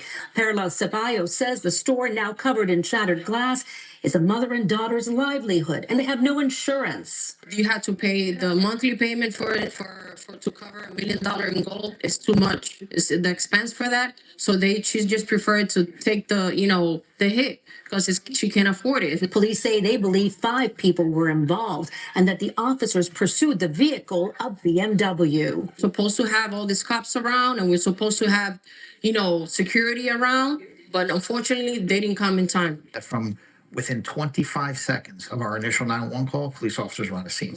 And they still got away. That goes to show you, and they brazen about it. They know that they wasn't going to be able to get there on time. They knew that they were going to be able to just go in there and do what they wanted to do. If you guys pay any attention to grand, theft, auto, video game, with the faces and everything, same sort of thing that you guys will see going on over there. They're coming out the video games now and they're doing it in real life. Unfortunately, that call came after the people had left. Police say the investigation continues and they're asking anyone with information to come forward. They're asking anyone with information. That's right, you guys. ATF, not alcohol, tobacco, and firearms, but around here, you know what we call it, right? After the fact. In Perth Amboy, New Jersey, Christine Sloan, CBS News, New York. And police. Now, the sad part about that is they had no insurance and they're not going to be able to recoup any of that dough. That's right, Trump. That's why I got that up there today, because it's a real, what the hell is going on out there? Destruction sort of situations out there. That's right, you guys. If you like that story and much, much more, that's right. Subscribe to the channel. Let's get on over to Washington. Matter of fact, no. Let's get on over to Florida, where they never fail us. We got this Florida man who's sentenced to, and I don't feel sad for him in the way that I'm doing that, because he deserves to in a couple of different directions. Not only did he, his wife, her father, her mother, and her brother, yeah, her whole family is what I can't say the words. You guys, you're going to figure it out right here. That's right. Let's go. I want you guys to see this craziness right here. I told you, we locked and loaded today. We got a lot going on in this situation over here. This is our bottom line. This is what we do. Let's get on over to Tampa Bay. The four-time killer in Pinellas County will be put to death. Shelby Neely was sentenced to the death penalty 3 times earlier this afternoon. This comes after he was found guilty of murdering his wife, her parents, and brother back in 2018. And he covered it all up. Fox 13's Kylie Jones was in the courtroom for his sentencing and brings us the latest. The defendant, under the laws of the state of Florida, has forfeited his right to live. Keeping in line with the jury's. Could you even imagine a judge saying that to you? The defendant in the state of Tampa, Florida, has forfeited their right to live. Oh, man, let's get back. I don't even think he flinched on that one. I don't even think he flinched. Has forfeited his right to live. Keeping in line with the jury's recommendation, a Pinellas County judge gave Shelby Neely not 1, but 3 sentences of the death penalty. The judge said he made his decision ahead of the hearing, but we heard one last impact statement from Jamie Ivancic's biological sister. And somebody's right about that. They said, why did we feed this idiot for 8 years? I feel you. They talking, Jack is like, Jack, your name should be Jack Be Nimble. Jack is like, be nimble about the bzzz, get him up out of here. So much everybody's world. To be here today, experiencing some amazing children and making memories with them. Neely has been serving a 30-year sentence for killing his wife, Jamie, in January of 2018. But he was sentenced to death on Friday for the triple murder of Jamie's parents and brother. After covering up Jamie's death for almost a year, Neely killed her parents, Richard and Laura Ivancic, and her brother, Nick Ivancic, at their Tarpon Springs home in December of 2018. Here inside the Pinellas County Courthouse, that sentencing hearing only lasted about 15 minutes before Neely was sent to death row. After almost 8 years of court proceedings, this is the day that the surviving Ivancic children have waited for. Finally, justice has been served. This coward is going to get what he deserved. The justice was served. I think the judge made a great ruling.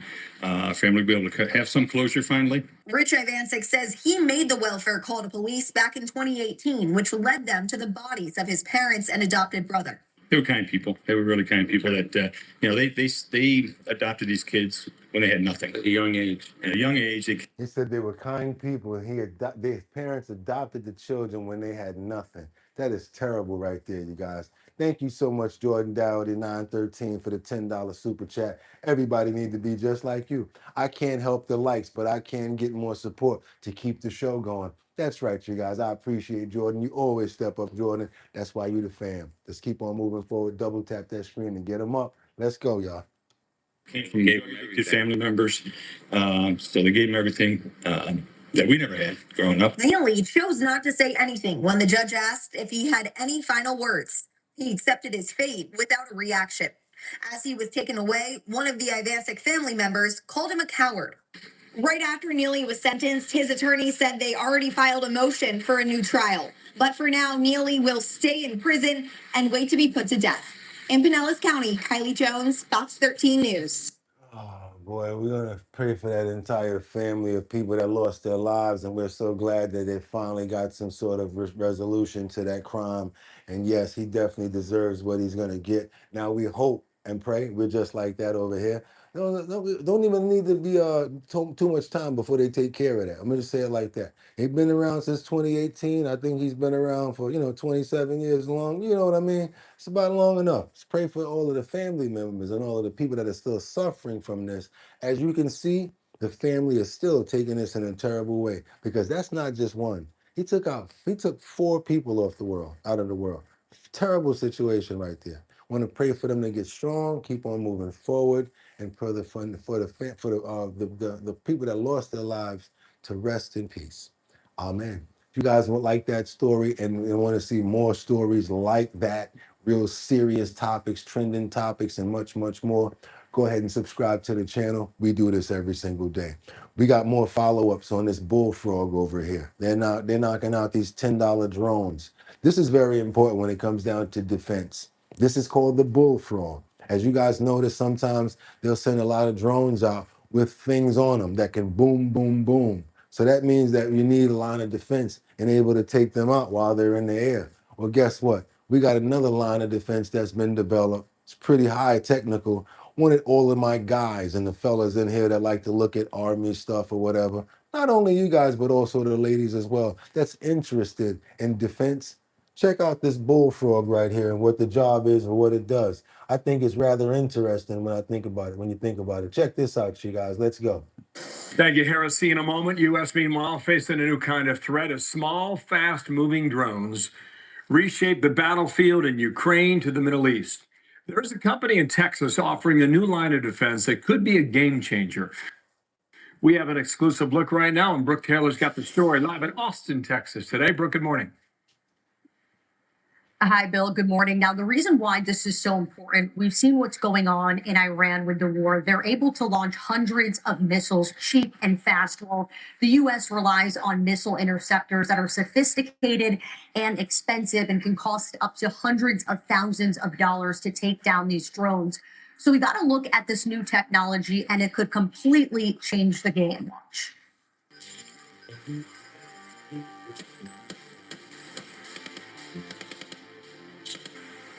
This is called the Bullfrog, an AI-powered drone defense system designed to take down swarms of small drones at once. It tracks targets in the sky and takes them out with a mounted machine gun. Now, you can mount the Bullfrogs on a vehicle or even put them on unmanned vessels. And here's why it matters. It costs just $10 to take down a drone. Compare that to something like a Patriot missile, which can cost over $1 million. We sat down with the CEO behind the system, who says the future of the battlefield will be unmanned and autonomous. We can engage drones incredibly quickly, and even in large swarms. You can deploy many Bullfrogs against a set of targets, and they can coordinate each other, and they're fully autonomous, so you don't have to have an operator sitting right next to it trying to engage each target. And the Bullfrog, it's already being deployed by the Army and Navy. The CEO says demand has rapidly surged in the last 30 days. It's really important for everybody to understand how serious this threat is. It's very, very difficult to stop these drones. It's something we all need to pay attention to. Let's not wait until we lose lives before we start doing something about it. And another key advantage to these Bullfrogs, it takes just 24 hours to build. Now compare that to traditional missile interceptors that can take much, much longer, Bill. Yeah, you got to send a whole big old ISIL at a drone. That's too much. That's over ill. Over KILL. Go ahead and hit them with a cheap $10 ullet. That's it. Bing, get them out the air. And then you mix that with AI so that it don't miss. And then you basically give it like really good accuracy. So now it's like this. I like stuff like that. I don't know. I'm a man. I'm a man. I'm a Trojan man. I like stuff like that. I like the new type of hammers. I like drills. I like screwdrivers. We are men over here, you guys. That's right. The men that represent for being men over here, we are real men. That's what we're trying to say, you guys. That's right, Kendra Walker. Get them likes up. We got 327 people here and only 200 and something likes. Can't be. Because if you've been here that long, that means you're enjoying the show. And that's why she's calling you out, guys. Y'all can be a part of the family too. Go ahead and hit that like button the way the rest of the other family did. We're not just asking because we're trying to get big or whatever like that. Well, we're all trying to get our numbers up. But we have a lot of educational information when it comes down to our bottom line. And we're still the #1 show on YouTube, no matter what they say or do. And we're not going to stop. That's right. Let's keep on going on, you guys. We got a follow-up story right now on a sad situation in Douglas County. This is that piece of trash, gotta say it, that did the cruelty to her own children. And this is a follow-up story, more in depth, her name, as well as more information about what happened to the lady piece of trash that left her children inside that house for 12 hours. The little ones that were looking after each other, you guys. We do follow-ups in our trending topics over here. So again, he's not just making that face for no reason, especially when it comes down to stories like this. Now at 5, a woman under arrest tonight after police found children living in horrific conditions. Atlanta News First, Bridget Spencer is live in Douglasville for us. And Bridget, there are some disturbing details in the arrest in this case. Tracy, we did read through a lot of those disturbing details in those arrest warrants. Now, sheriff's deputies are saying this all happened right here behind me at this home on James Simpson Avenue here in Douglasville. Now, police are saying that it was 37-year-old Sherry Magby who is facing cruelty to children charges. Police say back on March 28th and 29th, she left 5 small children under the supervision of their 10-year-old brother while she was gone for about 12 hours. Now, police say they found the home in deplorable and unsanitary conditions when they came to the house back on April 2nd. Now, the 10-year-old child told the officers there was not enough food in the house, and the youngest child, who was 1 year old, resorted to eating roaches and ants. And we did speak to a neighbor across the street who wanted to stay anonymous while the investigation unfolds, but she told us how she was feeling after hearing about this and seeing this. I hope Thank you, justice Mary is served It only takes one, though. because the kids didn't ask to be here. So why are you punishing the kid? You know, take them to your parent, family member or something. And that neighbor said she had seen Sherry Magby from time to time. She didn't really speak to her a whole lot, but she did say she was often gone from the house. She had seen the children being left alone on many occasions. Now, we're also learning that May 11th, Magby is also facing another child cruelty charge in another completely separate incident. We're live in Douglasville. Bridget Spencer, Atlanta News First. If you don't want the kid, you don't do stuff like that. You could have dropped that kid off. You could have looked for so many things. And then one of them, that was the 1-year-old yesterday, guys, that lost his life due to those conditions. And the case that she's going to court for is she literally still nabbed one of her own children. Yes, she did. I want to pray for the children. I want to pray for all children out there who may be suffering from domestic violence or any sort of violence, you guys. That's why we really do this show over here. We really want to put these stories out as preventive measures. We ask that in areas that you can, please show your children certain videos because sometimes they might give you pushback. Mom, Dad, why are you so hard on me? Well, the reason I'm hard on you, son or daughter or niece or nephew, is because I love you and I don't want anything to happen to you. So I try to show you these things and sit down with you, and it makes them open up, you guys. And sometimes, you believe it or not, they'll start telling you certain things. Some of them are pretty rough with it because they probably already dealing with things that they shouldn't be, but that gives you a sign as well. It's very important to know what children are doing, and it's very important as an adult to look out for them. So again, I'm going to ask you guys in this prayer, if you ever see any children that look like they've been hurt or being taken care of the wrong way, you think that you need to call somebody, I'd rather you do it and be wrong than you don't do it and something happens to that baby. Amen. Let's keep on moving forward, you guys. Let's go. Do we love the children around here? We do not play that at all. Let's go on over to Connecticut. And you know what we're doing right now. We're going to get at some slobs and some monsters and some animals that need to be put in the wood chipper on slow. Meat grinder run slow. We got, and again, it's always the ones that have the access. And all you guys that's out there that's skeptical about the teachers, that's skeptical about the principals, I gotta apologize to you guys because I always looked at it like my teacher was great, my principal was great, my substitutes.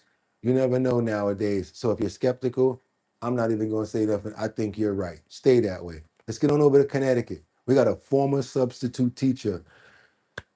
He's going to be doing court for inappropriately touching students. Again, another substitute teacher. Watch out for them, you guys. Ask questions. Do you know anything about their track record? Do you know anything about what's going on?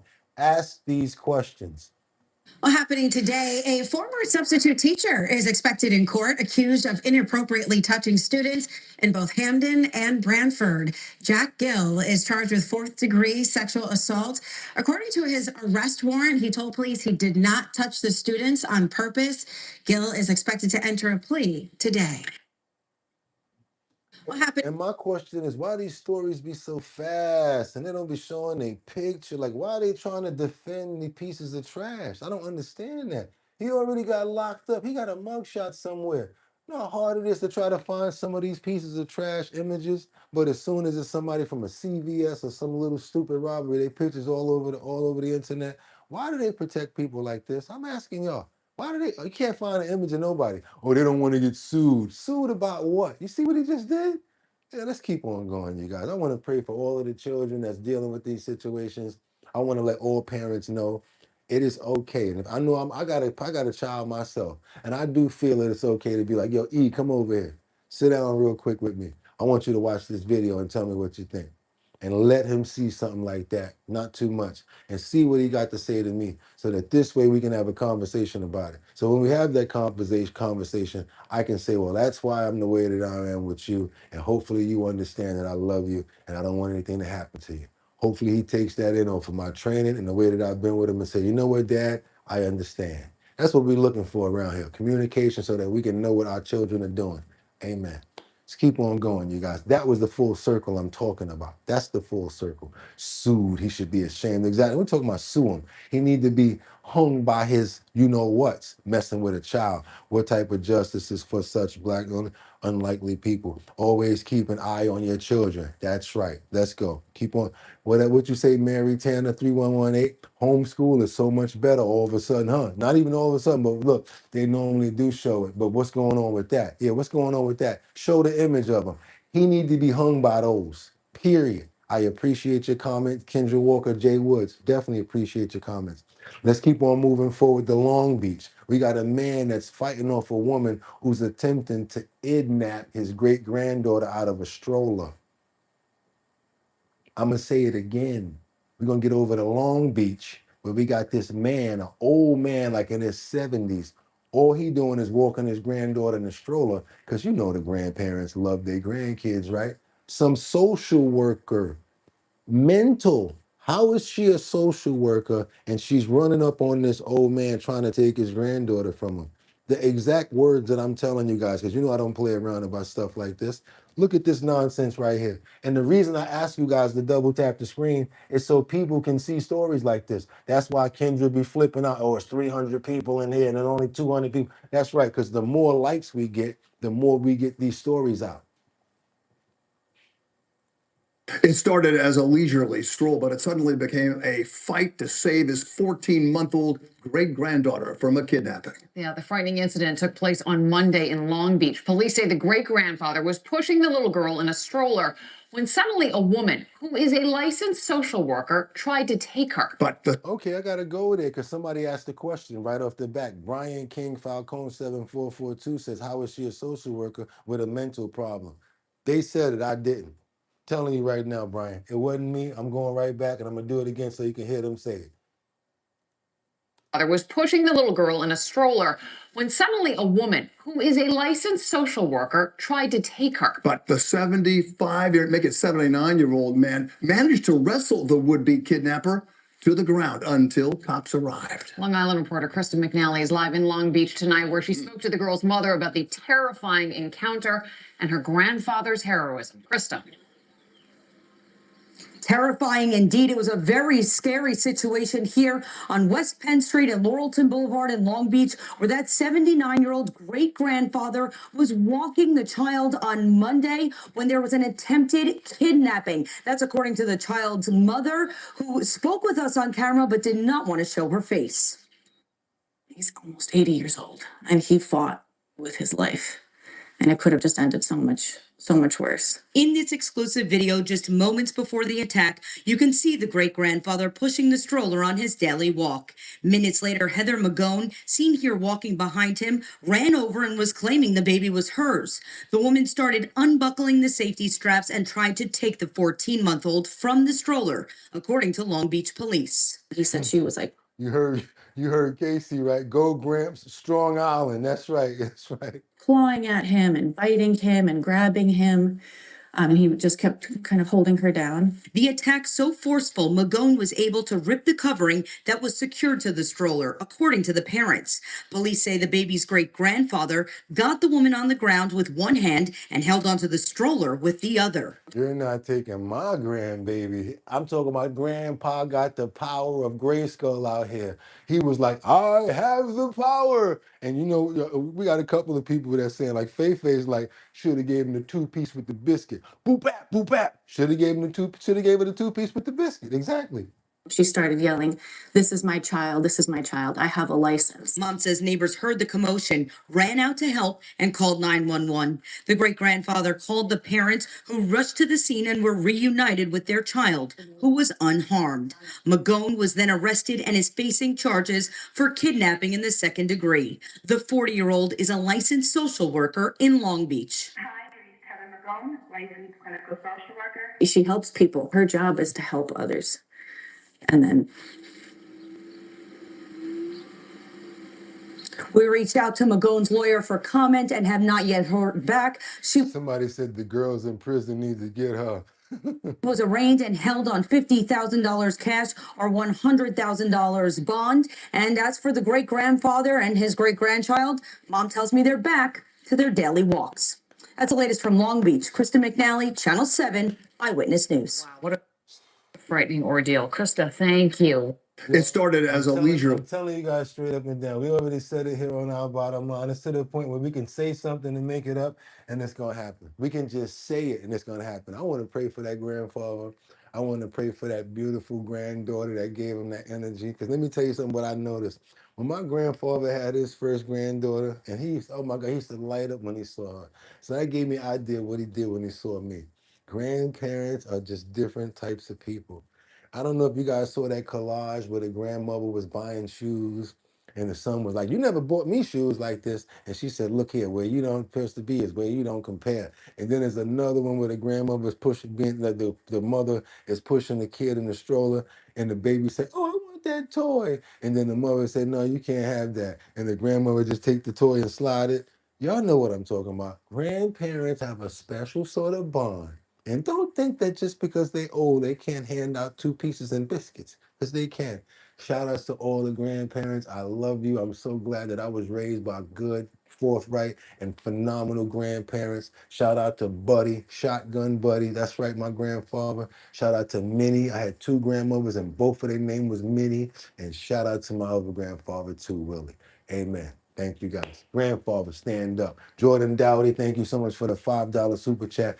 5 on it for Gramps. That's right, you guys. Come on now, Gramps, step up. That's how you do it, y'all. That's how you do it. Let's keep on moving forward, because Cape Air is an airline that you never want to take. You guys, I'm telling you right now, don't be getting on slingshot airlines. Do not do it. Don't get on rubber band airlines. Don't do it. If you think that that plane don't look good, you need to be outside like an inspector right now. I think that the airline need to let us walk around looking at the plane like this. What's going on with that screw right there? You sure that screw ain't loose? I think we as passengers should get the right to walk. If they're going to take us through all that security stuff about what we got, how come we can't make sure that the plane is put together? Exactly. Oh, yeah, we never did anything like that. We would have never allowed that. Yeah, but you can go through all my pockets and all my packages and stuff like that, right? We can't see how your plane is doing. That's all I'm saying. Never, I'm telling you, slingshot and rubber band, Stay up off of them. I was on Spirit Air one time and the wings felt like this, especially when you're going like small rural places. I'm doing the airline, the wing, it was feeling like it was going like this, flapping on a little 14-seater. Man, listen, hold it down when y'all going to those certain places, especially on places like this plane right here called Cape Air. Y'all ain't gonna believe this one. The whole door just blew off. They was mid-flight and the door. Oh, you think I'm playing? Check this out. Let's go. 8 passengers on board a Cape Air flight to Boston suddenly staring at open sky after That's not a glass window. That's the door. the main cabin door partially gave way mid-flight. Probably 10 minutes in, we heard like a pop. It was half the window. There's two halves. Like there's the bottom half and the top, and the top flipped open. The bottom half was still there. Do not listen to them. They're explaining, but both of them is cuckoo for Cocoa Puffs. Because after I got off a plane like that, ain't no damn way in the world if I'm getting back on another one, which is what they did. Sheila Fee and Lisbeth Fuller say they noticed an issue with the door before takeoff. It was like nuts. See, like snapping into place, and then again, and then we were like, I think the chain might be in the way. Then when the door flipped open, they say they heard the roar of the wind, Fuller capturing the view outside the window. So instead of them saying, hey, something happened with the door, they're like, oh, I wonder what they're going to do. Say something. Talking about they heard the chain get stuck in the door. Oh my God. Rubber band, I don't fly on. Flew 2 times and I'm on my 60. I know what you're talking about. Y'all know what I mean. A little shocking for a minute, but then you realize, wait a minute, I'm not stuck out of the plane, so we're good. The women credit the pilot with keeping passengers calm. Cape Air said in a statement the Cessna plane. Cape Air. Remember Cape Fear, the movie? How do you not know not to get on that plane? Did anybody remember the movie Cape Fear? Okay, I'm riding, I'm walking outside. My girlfriend or whatever, we going outside or whatever. I got my luggage and everything, and we about to get on the plane, right? And I'm like, hey, babe, what airline you got us booked on? Just want to know. Oh, I got us booked on Cape Air. Cape what? Shit, I ain't going nowhere. Yeah, but I don't care what we gotta do. You better find American. You better find something, because there's no way I'm getting on Cape Air. Nobody ever seen Cape Fear? Might be out of your mind. I think I'm getting on this slingshot airline right here. Look at the wings. Plane has been taken out of service, and the FAA says it's investigating. As for the sisters, they went right back up in the air, and this time the door stayed shut. You guys went back and got on another Cape Air flight, like Both of them crazy. Ambrosia, and I appreciate the 1999 super chat. Thank you so much. Thank you so much. Hey, Ambrosia, how you doing over there? Everybody, I hope I said the name right, but thank us so much for the 1999 super chat. And you guys, do me a favor. If your plane sound anything like a horror movie,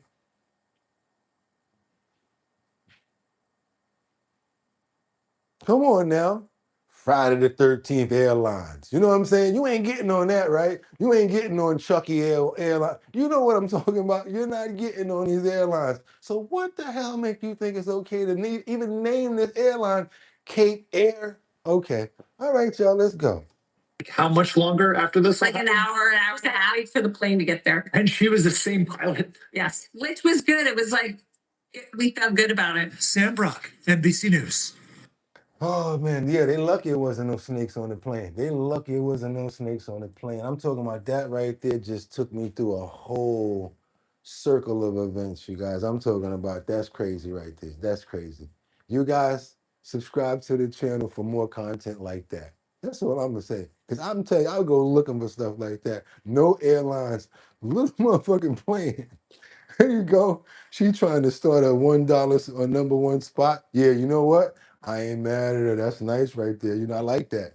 You know what I'm saying? Ain't nobody else put up no 1999 like that. So I think Ambitious probably got that number one spot right now. You know what I'm saying? Competition might want to step up and see if you can compete with Ambitious right now. But anyway, I'm just kidding, you guys, because I appreciate everything, especially the dollars, the $2 and every single thing. It goes to our different things that we dealing with over here. Maybe a new suit sometimes, keeping this thing on premium because you guys don't like the commercials. Have you noticed since we've got premium, there's been no interruptions and we're doing much better. Also lights and things like that as well. as our fosters that we take care of and we look out for. We look out for as many people over here as we possibly can. Yes, we definitely show love. And again, you guys, I want you to do me a favor.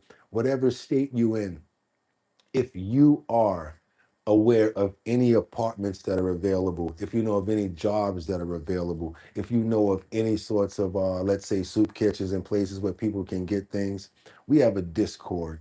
I'd love for you guys to go there and just type it in the Discord. Hey, I'm over here in Los Angeles and I know about this. Hey, I'm over in Kentucky and I know about this. I really like for our Discord to be more than just people saying, hey, how you doing? I want us to be able to be beneficial and help each other. Because when there's a lot of people helping one person, that person's going to grow like a plant. Let's show that we love ourselves the same way we see these people out here taking care of these animals. Now we got to get back to some serious stories right here. And I feel sorry about this story right here because it seems like we may have a mother here that bit off more than she could chew.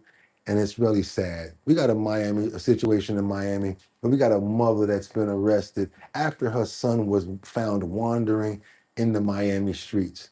Very dangerous place to be at night. But you guys, I just want to say something to you. I think that she was at work, and I think that she doesn't have anybody to watch her son. Just before we get into this story, just want you to know the parameters of what's going on here. 11 alone in the dark. Police say they found a 6-year-old boy wandering the streets of Miami. His mother is in jail tonight.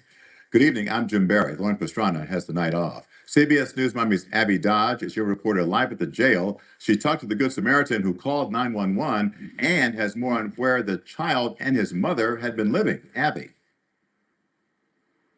Jim, the boy's mother was arrested at an apartment just down the road from where the boy was found, and police say the mom didn't know where her son was until they knocked on her door. People staying near Northwest 7th Avenue and 17th Street in Allapattah say they found a child in the street overnight. He by himself in the hood right here at night. It ain't look right. Arnett Johnson knew he had to find help for the boy quickly. Somebody gotta love that kid, you know what I'm saying? He just standing there looking, you know, and I happen to walk by, do the right thing, and call the police. Court records show the 6-year-old boy told investigators, quote, "Mommy dropped me off and left me." 30-year-old Annie Rivera is charged with child neglect without great bodily harm. The mother and son had been staying with a friend named Stephanie in an apartment off 7th Street. When Stephanie left the building this morning, she thought the boy was with his godmother because, to her knowledge, he didn't come home Wednesday night. I was shocked because, that's never happened from the time of him being here. When Stephanie went to bed at 9:30, she says Rivera and her son weren't home. She heard the door open in the middle of the night and Thank you so much, Miss Swanza. Not trying to take your spot, Jordan, so I'll just keep it low key. Miss Swanza, yeah, but you already ordered a bunch of stuff, and I ain't forget your t-shirt this week.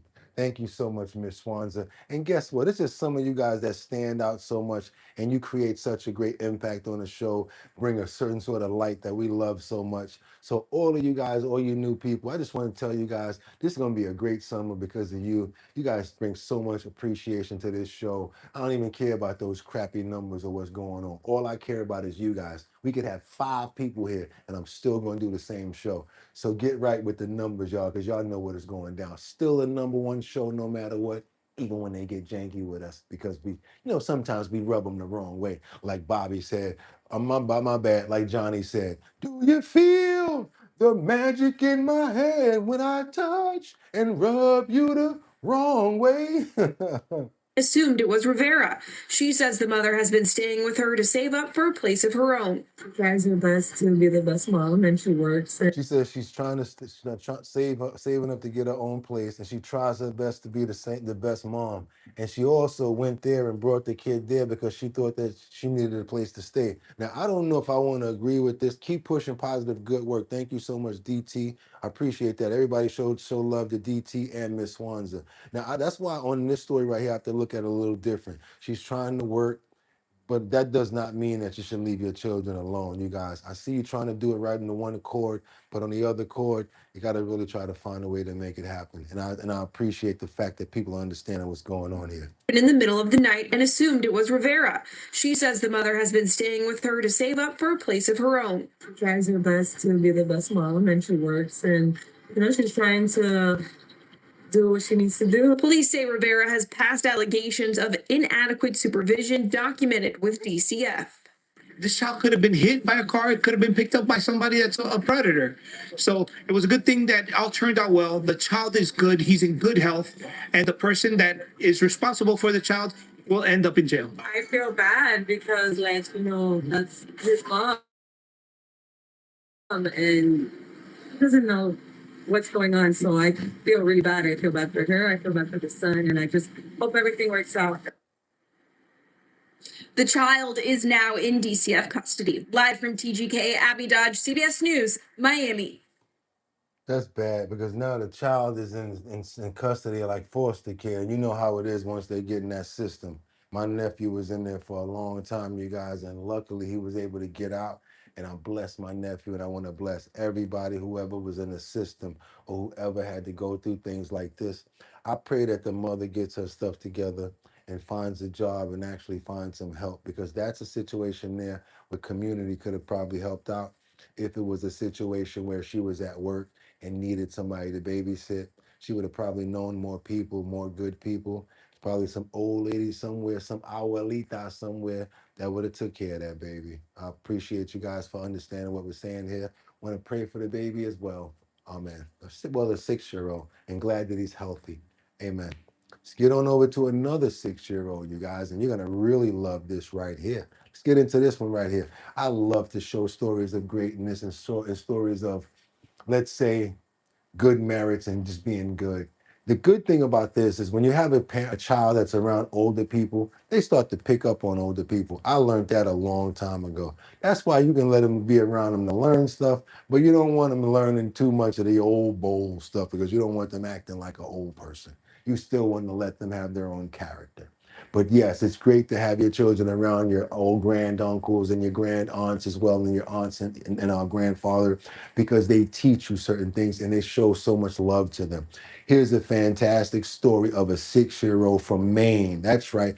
And he became a finalist in America's Most Artistic Kid competition. Why?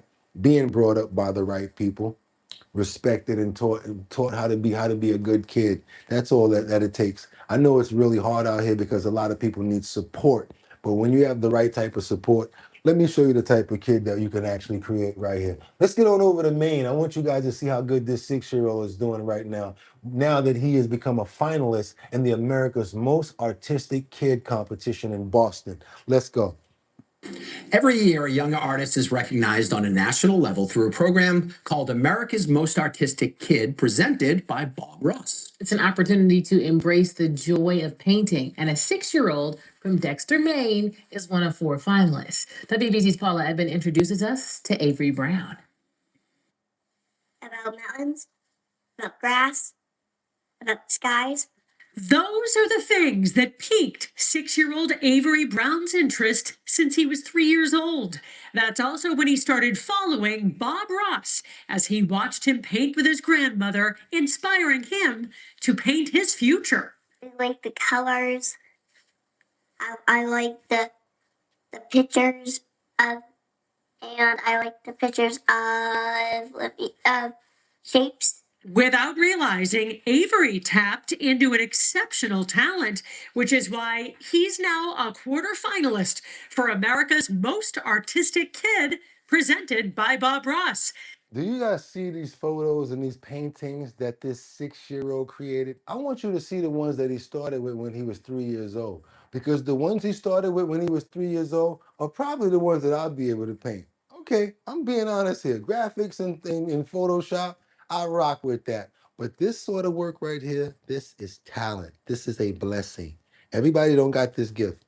And the way that he speaks about mountains, and the way his clarity is, he been around some old people and ain't nothing wrong with it, because you see what he got, what happened? Look at the result of proper home training right here. Let me show you. However, for Avery, his love of painting is simple. Because they're really pretty. With his talent, he's inspired everyone around him, including his teachers. They saw his skills grow every year. And now that he's in a national competition in which he could have his work displayed in a museum, appear in the joy of painting, and win a $20,000 prize, they couldn't be more proud. Yes, there's still a donation going on. There's still a circuit going on that supports the Bob Ross Foundation. That's not hard to believe. I knew that he did painting before, and so being able to see him actually do it is just it's amazing. The perspective that he has to bring is so adult-like. It's so far more experienced. So the fact that he has that unique quality was just, it was amazing to see. Avery is just one of the nicest students I've ever met. It is fascinating to see how he's able to relax himself and to complete these beautiful pieces of artwork. This artist is ahead of his time. His family, friends, and teachers are rooting for him along the way as he makes his mark in the world of art. Come on, y'all, look at those mountain peaks. He said about shapes, about the skies, and the way that he talks is so dope. Somebody said that my drawings was in papers when I was in school, but this is amazing. Okay, Brian, let's keep on going. Wild skills, right? You keep working towards what you find as beauty, and others will see the beauty too. Voting for semifinalists ends Thursday, April 9th, so you only have one more day. To learn more about the competition, go to artistickid.org. Paula Eben, WBZ News. That's right, you guys. That's how we do it around here. We show love and support for all of our young. Thank you, Jordan Dowdy 913 sent 5 Boogotti gift memberships. Y'all don't want to wake up Sam. I know y'all, you don't want to see Coin Collective come up in here. I wouldn't mind to see that competition going on because I see you guys got a little bit of friendly challenges going on inside the comment section there, inside the area there this morning. You guys are doing a battle of the super chats, and I ain't mad at you. Thank you so much because all the proceeds go to all of our fosters. We donate to different fosters, and if you guys know any different fosters, because what we try to do over here is we share with different foster homes, not just one. I try to spread it out sometimes. Sometimes it's 40, sometimes 50 bucks. Not a lot, but sometimes we really try to hold on. And when it comes down to Nova, gotta be honest, we don't hold back when we look out for Nova, because we got a special place in our heart for Lynn and Nova. It's family right there. That's the fam. We got to keep on moving forward because I want you guys to know what time it is. Or do you know what time it is? Tell me, do you know? It's a lot of people that watch our show. It's your favorite time. It's your favorite segment. That's right, you guys. It's the health and wellness section. And I took some information right from you last night. I didn't wait. I did not play around. We cover so much different things up in here today on this topic.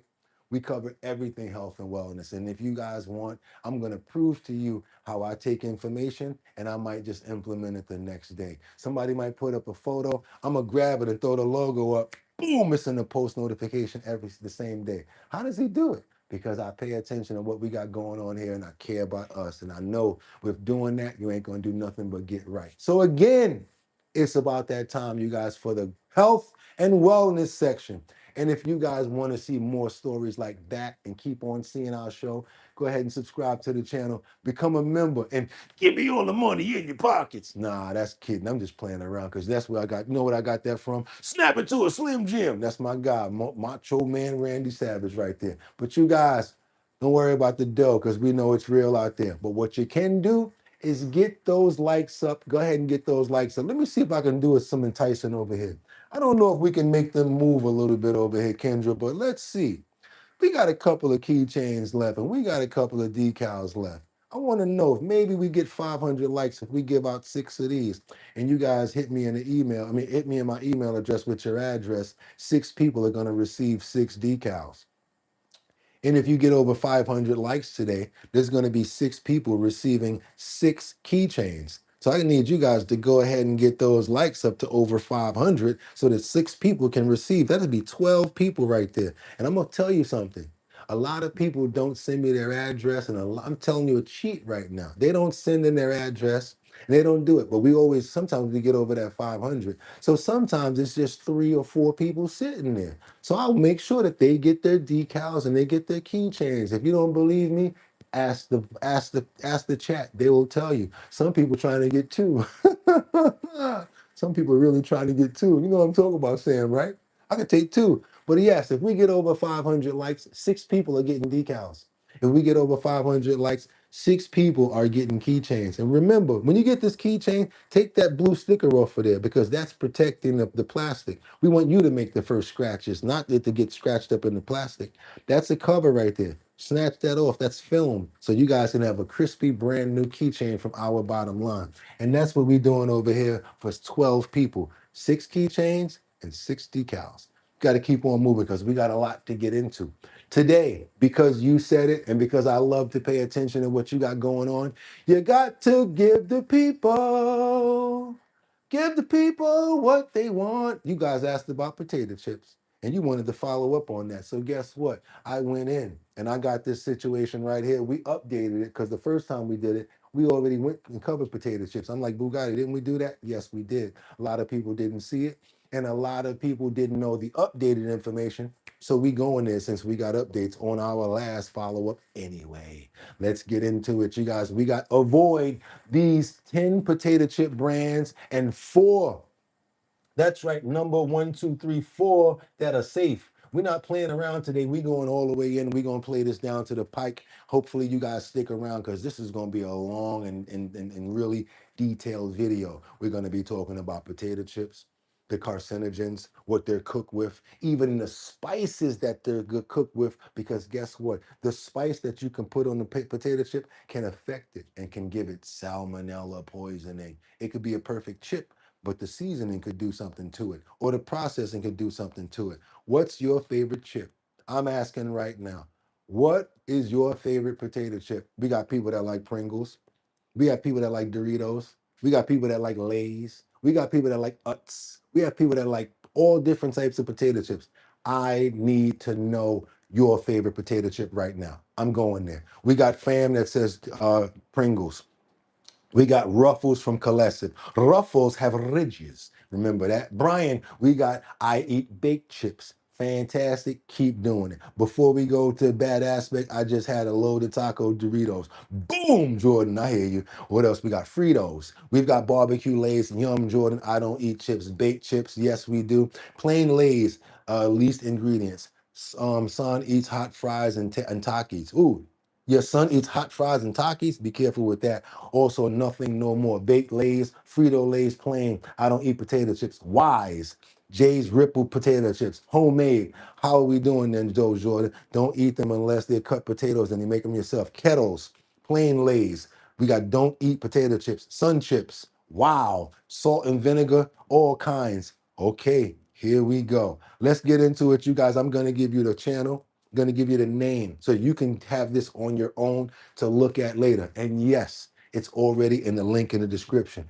This is already in the link in the description. Avoid these 10 potato chip brands and 4 that are actually safe.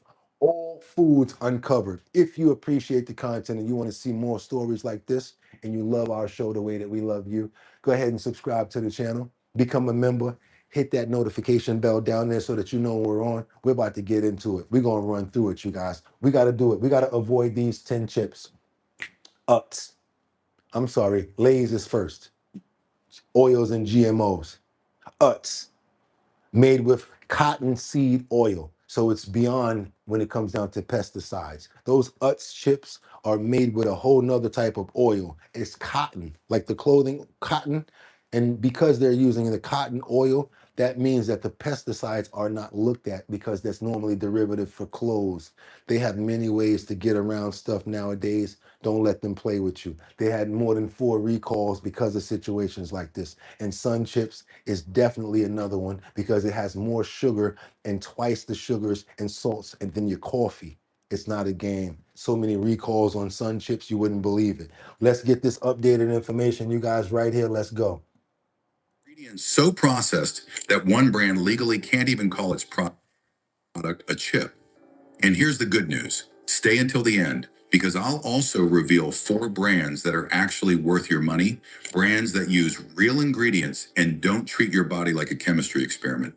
Let's rip open the bag and find out what you've really been eating. 10. Lay's starting at number 10.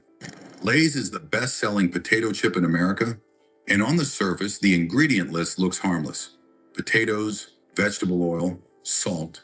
3 ingredients. Sounds clean, right? Here's the problem. That vegetable oil is actually a rotating blend of canola, corn, soybean, and sunflower oil, all industrial seed oils loaded with omega-6 fatty acids.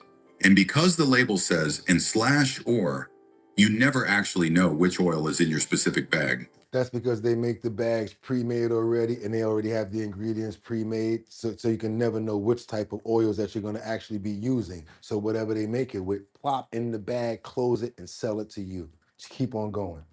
It depends entirely on whatever was cheapest when they were filling the fryer. Roughly 91% of soybeans, 88% of canola, and over 85% of corn grown in the United States are genetically modified. And Frito-Lay has publicly confirmed that they do not require or exclude genetically modified ingredients from their products. They do not exclude GMO, genetically modified products from their food, just so you know.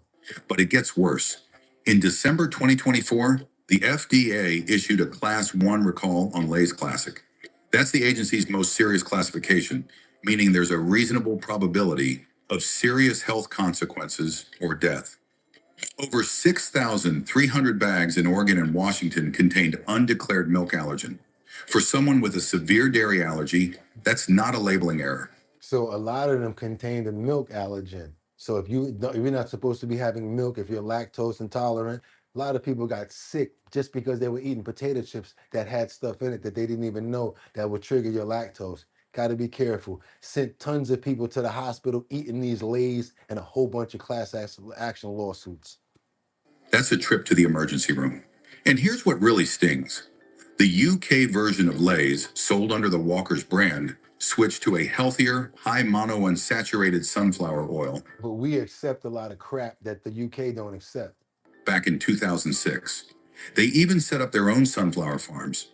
Meanwhile, American Lay's is still using the cheapest seed oil blend they can find.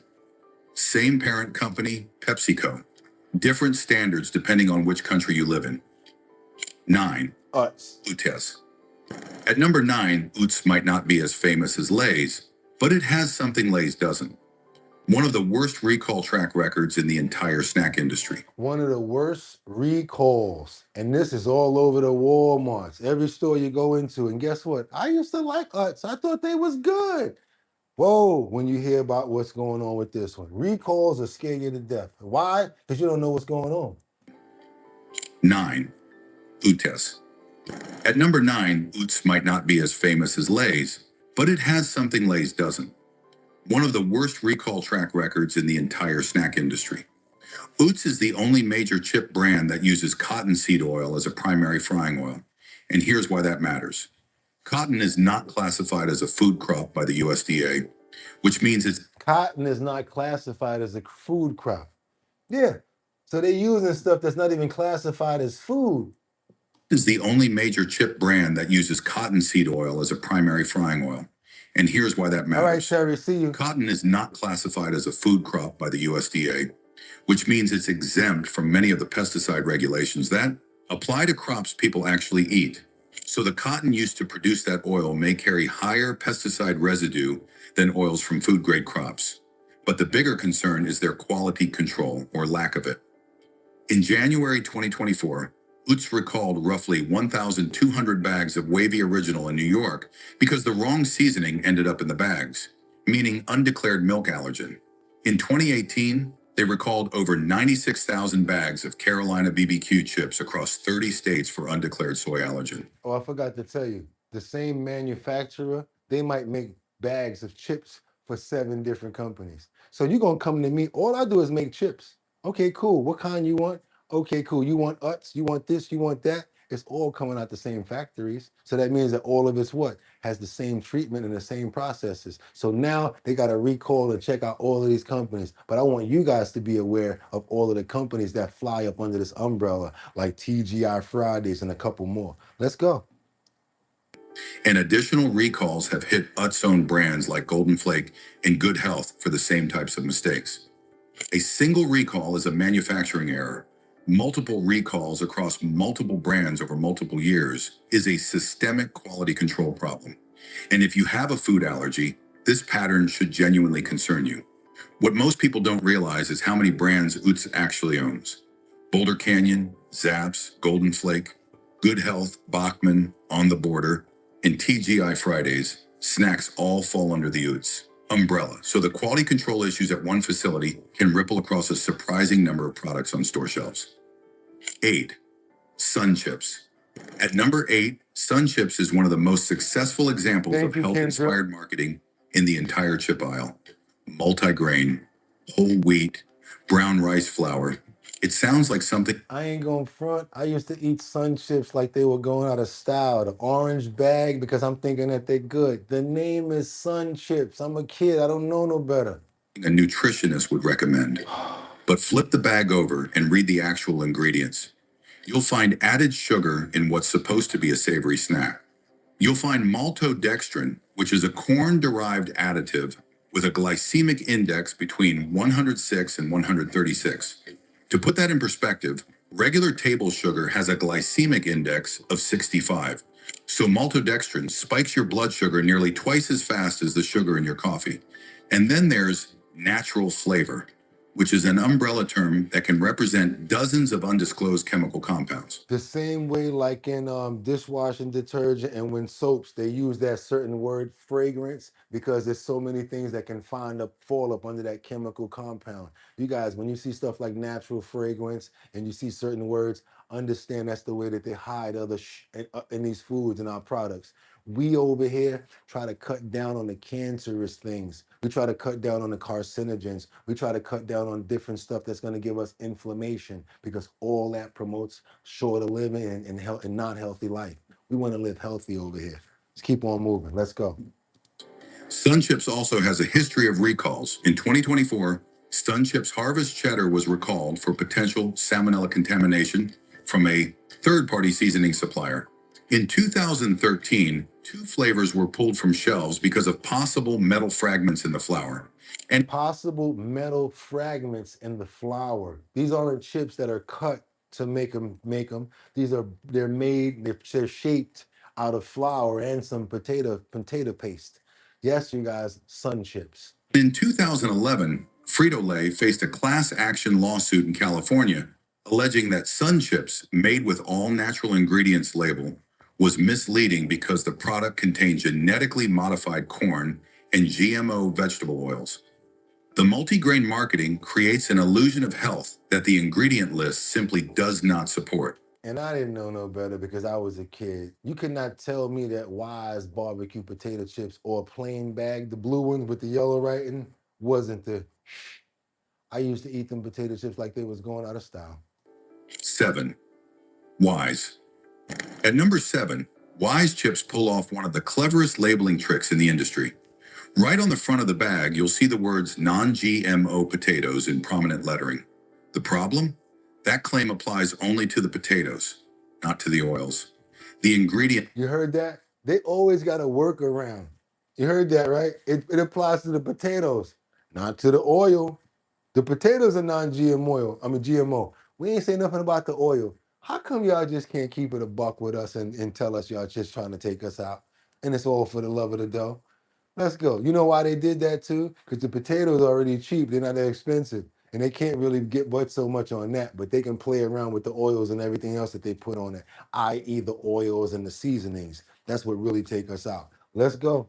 Be wise about Wise.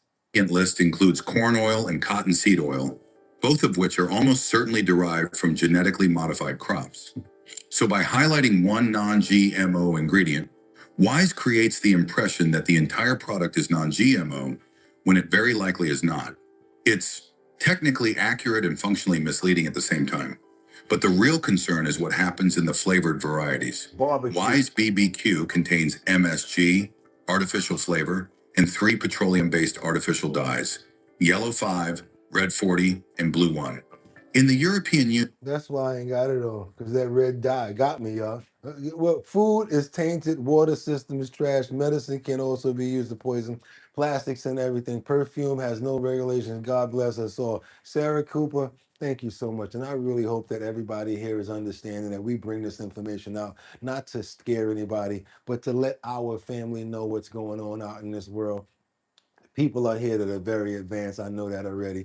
People that stick around, you do for a reason and a purpose. And we appreciate you guys over here. Other people don't want to stick around because they don't like to learn stuff. That's on them. We're going to be around. We don't play around with that processed crap. That processed crap is garbage when it comes down to us. We want to live, and we're going to be healthy doing it. Let's go.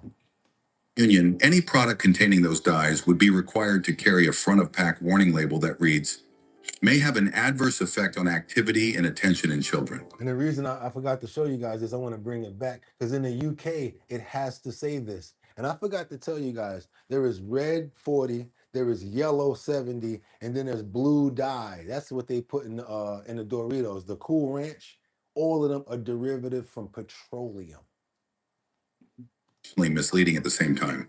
But the real concern is what happens in the flavored varieties. Wise BBQ contains MSG, artificial flavor, and 3 petroleum-based artificial dyes, yellow 5, red 40, and blue 1. In the European Union, any product containing those dyes would be required to carry a front-of-pack warning label that reads, may have an adverse effect on activity and attention in children. In the UK, but over here? In America, no warning is required at all. Here's a detail that might surprise you. Since 2012, Wise has been owned by Arca Continental, a massive Mexican Coca-Cola bottler and the second largest in Latin America. So they don't even make Wise potato chips in the States. They make them in Mexico and they ship them over here. So who knows what's going on with them chips and where they being like FDA or approval. Most consumers have absolutely no idea that the chips they've been buying from a brand that looks like a regional American company are actually produced by a Coca-Cola bottling conglomerate based out of Monterrey, Mexico. 6. Harris at number 6. Harris original chips have a fairly simple ingredient list.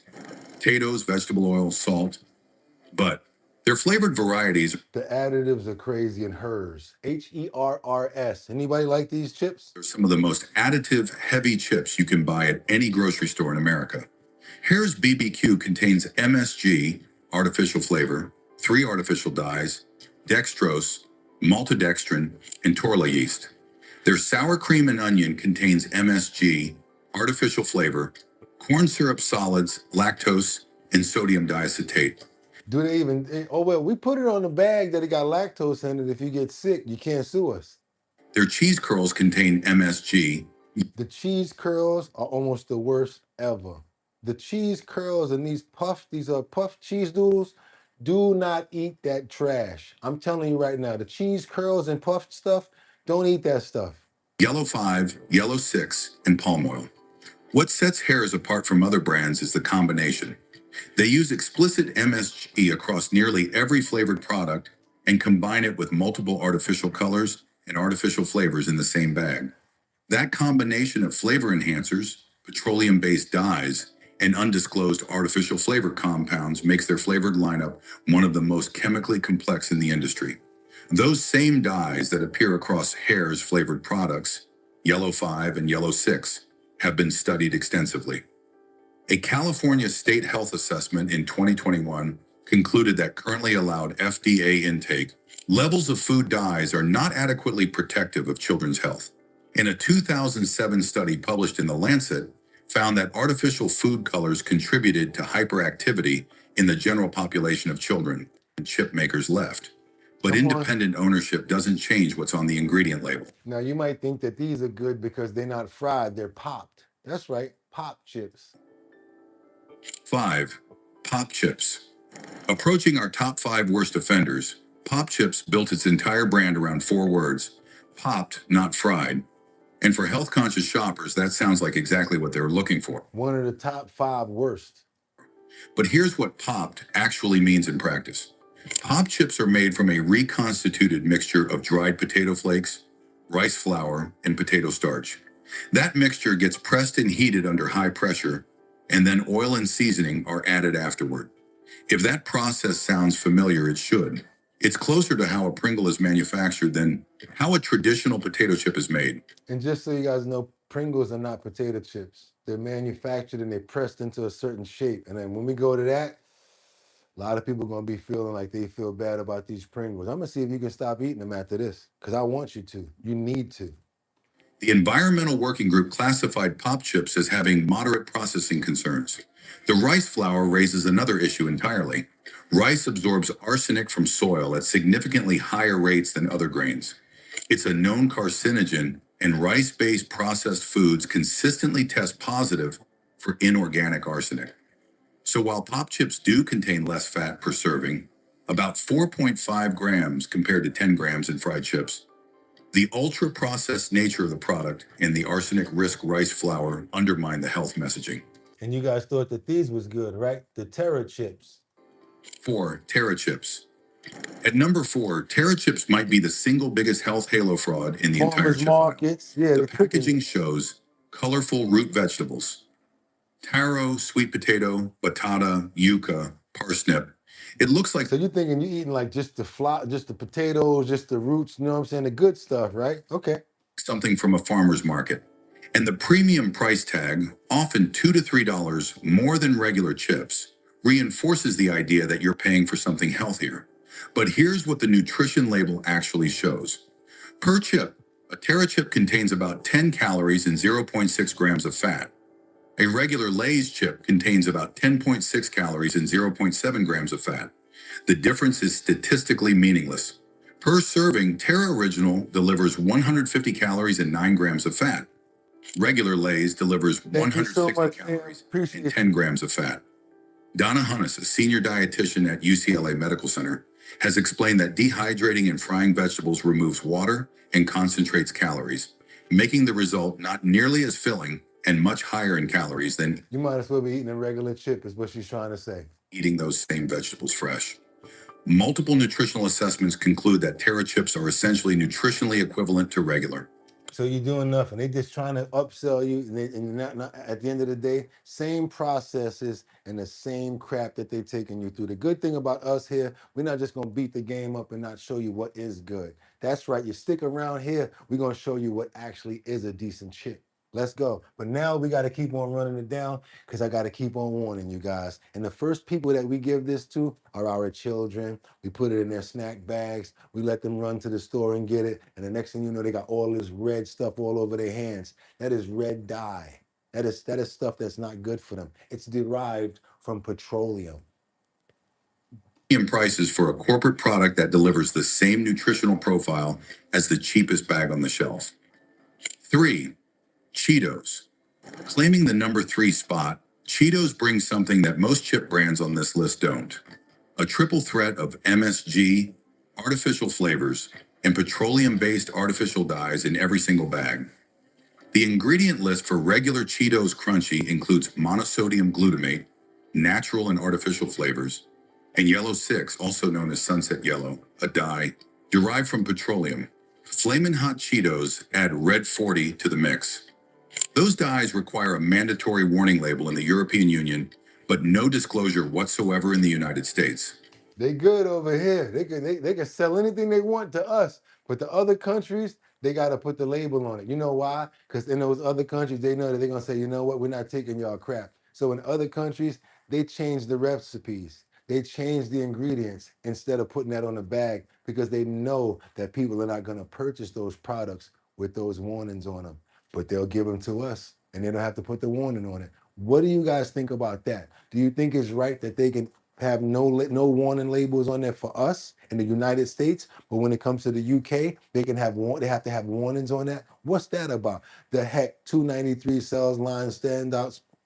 Thank you so much for the $5 super chat. Used the flavor enhancement for the fetus in 1973. Whoa. Let's keep on going, you guys. Very much informed information over here. The kids might love it, but you as the parent, I'm calling you out. Y'all got to know better than to let them eat this crap. There's also a detail that catches most people completely off guard. Frito-Lay has acknowledged using porcine enzymes, meaning enzymes derived from pork. So if you Muslim, or if you don't want to eat pork, or if you're like if you like halal and you don't want to eat pork and you don't even know it, but that's what you're eating. Boulder Canyon Avocado Classic Chips is the best out, says the Demolition Man. Yes, there is pork derivatives inside of Cheetos. Thank you so much, Demolition Man. Everybody say thank you to the Demolition Man. I want you guys to understand that if you're halal, or if you're Muslim, if you're Jewish, do not eat these because they all got pork in them. That's right. And if you're 5%er and you like to read the labels as well, my brother, 5% nation, y'all know better than to eat this stuff. It's not right and exact. You know y'all know what I mean by that? It ain't right and exact. Now listen to what they say again. I'm gonna rewind it. Those dyes require a mandatory warning label in the European Union, but no disclosure whatsoever in the United States. There's also a detail that catches most people completely off guard. Frito-Lay has acknowledged using porcine enzymes, meaning enzymes derived from pork, in the cheese seasonings to develop what they call unique flavors. According to Frito-Lay's own website, Cheetos are not vegetarian. This affects Muslim, Jewish, Hindu, and vegetarian consumers who may have no idea they're consuming animal-derived ingredients in what looks like a simple cheese snack. The 2007 Southampton study, published in The Lancet, found that artificial food colors contributed to hyperactivity in children across the general population. Yes, you read that right. I like the way people be paying attention over here. Somebody says fetus cells is a damn flavor. Listen to people when they tell you something. It's our job to know if we're gonna eat or mess with this crap or not. I told you it gets worse as we keep going. And California's Office of Environmental Health Hazard Assessment published a report in 2021 finding that as little as 1 milligram of yellow 5 could affect the most sensitive children. Here's the most telling detail of all. PepsiCo is launching a new product line called Simply NKD Cheetos in late 2025, made without yellow 6 or artificial flavors. The company is essentially admitting that their current ingredients are problematic enough to warrant an entirely new product line. So what have you already done to children if you know that they already hurt them? I think that they need to be sued or probably all the way out of business. Because when you already know what you did and nobody's doing nothing about it, any kids I think had ADHD or running around or whatever, hyperactive problems, I would sue them. I'd say, hey, you know what? My kid was eating this all the time and I'm suing the hell out of y'all. And I would sue the HELL out of them. Because why are you even making this new product now? You guys, only hear our bottom line, health and wellness selection every single day. This is what we do. We just want to know if you like stories like this and you want to see more of them, all we want you to do is hit that like button, hit that notification bell, and let you know when we're on. We do this every single day most of the time. I'm telling you, hit that bell down there. And also, let's get those likes up so more people, that's right, we need more people to know what's going on over here. When you hit the like button, YouTube sends up a signal and it lets everybody know what's going on. I think you guys want more people to know about this because y'all ain't know about none of this that was going on. I didn't either. Somebody shined a light on it yesterday and was like, what about potato chips, Boogotti? And the next thing you know, this. So you asked for it. Whoever asked for this video, I want to thank you for every single person in the chat that's getting something out of it. And God bless you because you care about us. Let's go. And yet the original version, with all its dyes and artificial flavors, will remain on shelves right alongside it. 2. Doritos. Coming in at number 2, Doritos Nacho Cheese is a cocktail of additives that would require a warning label in most of Europe. The ingredient list reads like a chemistry textbook. Monosodium glutamate, natural and artificial flavors. 3 petroleum-based artificial dyes, yellow 5, yellow 6, and red 40. 3 different dyes, and these all are derived from petroleum.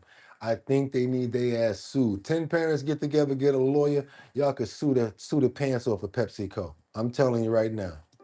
Cool Ranch adds blue 1 to that mix. Together, those 3 dyes, red 40, yellow 5, and yellow 6, account for roughly 90% of all food dye consumption in the United States. And every single one is derived from petroleum. But there's a layer most people miss entirely. Near the bottom of the ingredient list, you'll find disodium inosonate and disodium guanylate. These are flavor enhancers that work synergistically with MSG, meaning they multiply its effect. So the actual MSG impact on your palate and your body is significantly higher than the listed amount of monosodium glutamate alone would suggest. So they know how to hyper intensely react these GMOs now to make your body respond a certain way. So that's why when you're eating one chip, you never get full. You just want to keep more and more and more and more. So not only are they selling you garbage, but they putting something in it to make you want to keep on eating this garbage. And they know that kids like it. So what are they really going after? The seasoning on a Doritos chip is essentially engineered at the molecular level to be as addictive as possible. The complete nacho cheese Doritos ingredient list contains over 30 individual components. In the European Union, every single bag would require a front-of-pack warning about the effects of those dyes on children's attention and behavior. In the European Union, not ours. Come on, y'all. More people need to know, and all you got to do to get more people over here is hit that like button. In the United States, there's nothing. And just like with Cheetos, PepsiCo is launching Simply NKD Doritos in late 2025. Formulated without Yellow 5, Yellow 6, Red 40, artificial flavors, or the synergistic flavor enhancers. The fact that the company created an entire parallel product line without these ingredients tells you everything you need to know about what's in the current version. In 2025, the FDA announced plans to phase out petroleum-based synthetic dyes from the American food supply entirely. Because of the new administration that came in. They said they're going to phase out the petroleum-based food dyes. Why the hell they got to be petroleum-based in the first place? Food coloring, eh? That decision was 35 years overdue. Okay, you guys, number one, I told you it wasn't a chip, and it never was, and they never claimed to be a chip. My bad. It's called a crisp, and it's called Pringles. Stop eating this garbage. Pringles. Taking the #1 spot as the worst potato chip you can buy, Pringles aren't really potato chips at all. And that's not an opinion, it's a legal ruling. Pringles contain only about 42% potato. The rest of each crisp is a pressed paste of dried potatoes, degerminated yellow corn flour, cornstarch, rice flour, wheat starch, vegetable oil, mono, and diglycerides, and dextrose. That mixture gets formed into its signature saddle shape, which mathematicians call a hyperbolic paraboloid, and then fried. In 1975, the FDA ruled that Pringles could only use the word chip within the specific phrase, potato chips made from dried potatoes. After that ruling, Pringles adopted the term potato crisps instead. So if you don't believe it, if you got some Pringles in the kitchen right now, let's see if they say potato crisp on it. I guarantee you they do, because they'll get sued if the package don't say it. The legal drama didn't stop there. Between 2007 and 2009, Procter & Gamble, which owned Pringles at the time, went to court in the United Kingdom and argued that Pringles were not potato crisps. The reason? They wanted to avoid a 17.5% VAT tax on potatoes. So this is how they told on themselves. They didn't want to pay a tax. So they said, we don't even make potato chips. These are not potato chips. But now, I mean, when they're selling them to you, they want to say that they're potato chips. But when they're about to get an extra tax put on, they said that they're not chips, and they told the truth. Potato-based snacks. P&G's actual legal argument was that Pringles lacked sufficient, and I'm quoting the court filings here, potato-ness, and that their shape was not found in nature. The Court of Appeal ruled against them, and P&G was forced to pay $160 million in back taxes. But now you told on yourself, and you told the people the truth about your chip, your crisp. So the company that makes Pringles literally argued in court that its own product isn't really a potato chip, and lost. The oil blend includes cottonseed oil, the non-food crop oil with higher pesticide exposure risk. Most flavored varieties pile on MSG, autolyzed yeast extract, which is essentially hidden MSG, plus disodium inosonate and disodium guanylate, the same MSG multipliers found in Doritos. And unlike every traditional potato chip on the market, Pringles contain wheat starch, meaning they're not gluten-free. Acrylamide testing makes the picture even worse. Acrylamide is a chemical classified by the International Agency for Research on Cancer as probably carcinogenic to humans. You do not want any acrylamide, because if it's carcinogen, that means you can get cancer from it. And we stay away from carcinogens, especially in our potato chips, please. I'll have no carcinogens in my potato chips, please. Thank you. Thank you so much, Sarah Cooper, for the $5 super chat. Our government is good at one thing, keeping us so divided that we can't stand together to stand up against them. Most of us are just trying to survive, and it's hard to survive when we eating stuff like this. Thank you so much, Sarah. Everybody show Sarah some love. Now we got to keep on moving forward because I want to show you guys the good stuff, also the stuff that actually is going to be good for us. Let's get out of this Pringle crap. Milligrams of sodium, which is close to half the recommended daily limit. Pringles is now owned by Mars, the same company that makes Snickers and M&Ms, after Mars acquired Kellanova in 2024. That makes me want to look into Snickers, and that makes me want to look into M&Ms. Sad, but that's how you got to do it. The most ultra-processed, least potato product on the shelf now belongs to a candy company. After all of that, here's some relief. These 4 brands prove you can still enjoy a potato chip made from real food with clean oil and nothing you can't pronounce. 4, Kettle brand, avocado oil, Himalayan salt only. Starting our safe list at number 4, let's go. Kettle brand recently launched an avocado oil line. I ain't gonna lie, them plain ones are delicious. If you ever had them plain kettles, they're delicious. And the Himalayan salt flavor contains exactly 3 ingredients: potatoes, avocado oil, and Himalayan sea salt. Nothing else. That's a genuinely clean chip from a brand with wide availability. And I guarantee you're going to taste the difference as soon as you bite into it. You can find it at most mainstream grocery stores, and the price sits around $4 to $5 for a 6-ounce bag, making it one of the more affordable avocado oil options. But here's the critical caveat. Only the Himalayan salt flavor is truly clean. Other avocado oil flavors like sea salt pink peppercorn and apple cider vinegar contain sugar, maltodextrin, yeast extract, dairy, and natural flavors. So they tell you what's in this stuff. That's why we got to keep these videos like this. When you got your spare time, watch these videos again. Train yourself to what, Boogotti? Train yourself to the chemicals and the stuff that they put in and why they're not good for you. So now when you're looking at labels, certain words can just pop out to you. And say it to your chat. Say it to your AI. I don't want this, we don't want none of this, and we don't want none of this. So this way, the next time you're looking at brands, all you got to do is say the name of the brand, and the AI is already going to be able to scan the ingredients for you and say, well, this has that in it, and you probably don't want it. Use them phones. AI is free. I'm talking about the free version of Grok. It's free. Use it like that.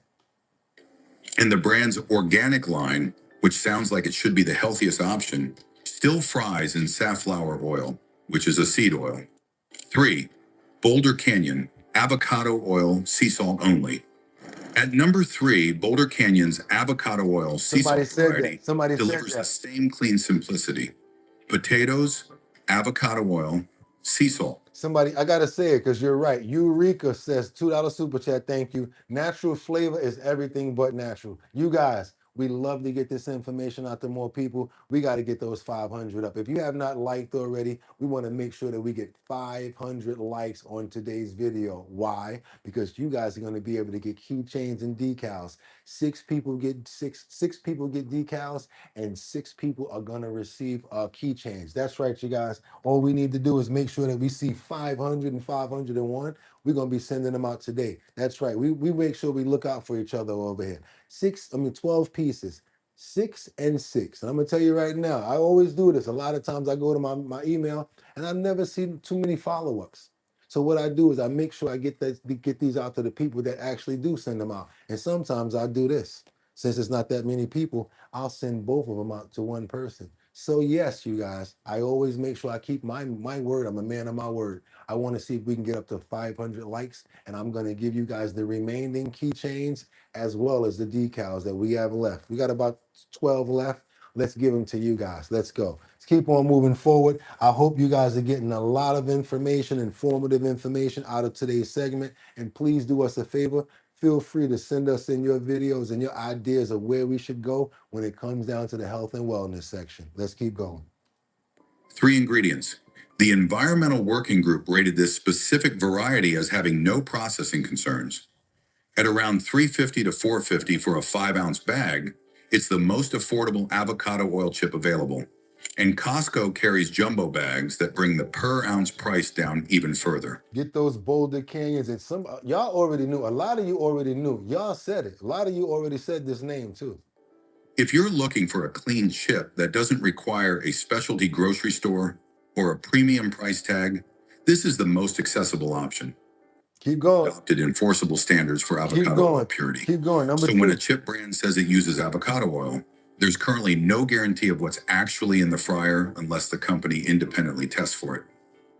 2. C8. At number 2, C8's sea salt potato chips contain potatoes, avocado oil, and sea salt. 3 ingredients from a brand that was built specifically around clean eating. C8 was founded in 2014 by the Garza family in Austin, Texas, after Veronica Garza was diagnosed with multiple autoimmune diseases, including lupus. The family eliminated grains, dairy, and inflammatory oils from their diet and built a food company around the idea that better-for-you food shouldn't require sacrificing flavor.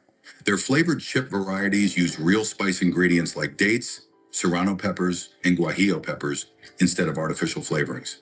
The brand is non-GMO Make me want to try to find them. They sound delicious already. verified, dairy-free, gluten-free, soy-free, and vegan, with their tortilla chips earning Whole 30 approval. But there is one significant development to be aware of. PepsiCo acquired C8 for $1.2 billion, with the deal closing in January 2025. PepsiCo pledged to preserve the brand's special attributes. But if you've watched enough of these corporate acquisitions play out, you know the pattern. Ingredient quality often drifts over time. So this is why I do this, you guys, because you never know. You got to play it all the way to the end. PepsiCo knows what we're looking out for. They know that we don't want those other chips. So what they do, they go buy out another company that's on the way up, the best one. And then what they do, they start changing the processes because we think that that's good. Next thing you know, they just start changing all the crap and we eating garbage again. We have to constantly stay on top of what we're eating because the companies are constantly trying to find ways around not making us healthy. For now, C8 remains clean, but it's worth keeping an eye on those ingredient labels going forward. Available at over 40,000 retailers, including Target, Kroger, Whole Foods, and Costco, at around $4.50 to $5.50 per bag. 1. Jackson's. Taking the top spot as the cleanest potato chip you can buy, Jackson sets the standard for what a chip should be. Number 1. Ingredients: potatoes, avocado oil, sea salt. 3 ingredients, just like the others on this list. But what separates Jackson's from every other brand is what happens behind the scenes. The brand was founded by Megan and Scott Reamer after their son Jackson was diagnosed with a rare autoimmune disorder that required eliminating common allergens from his diet.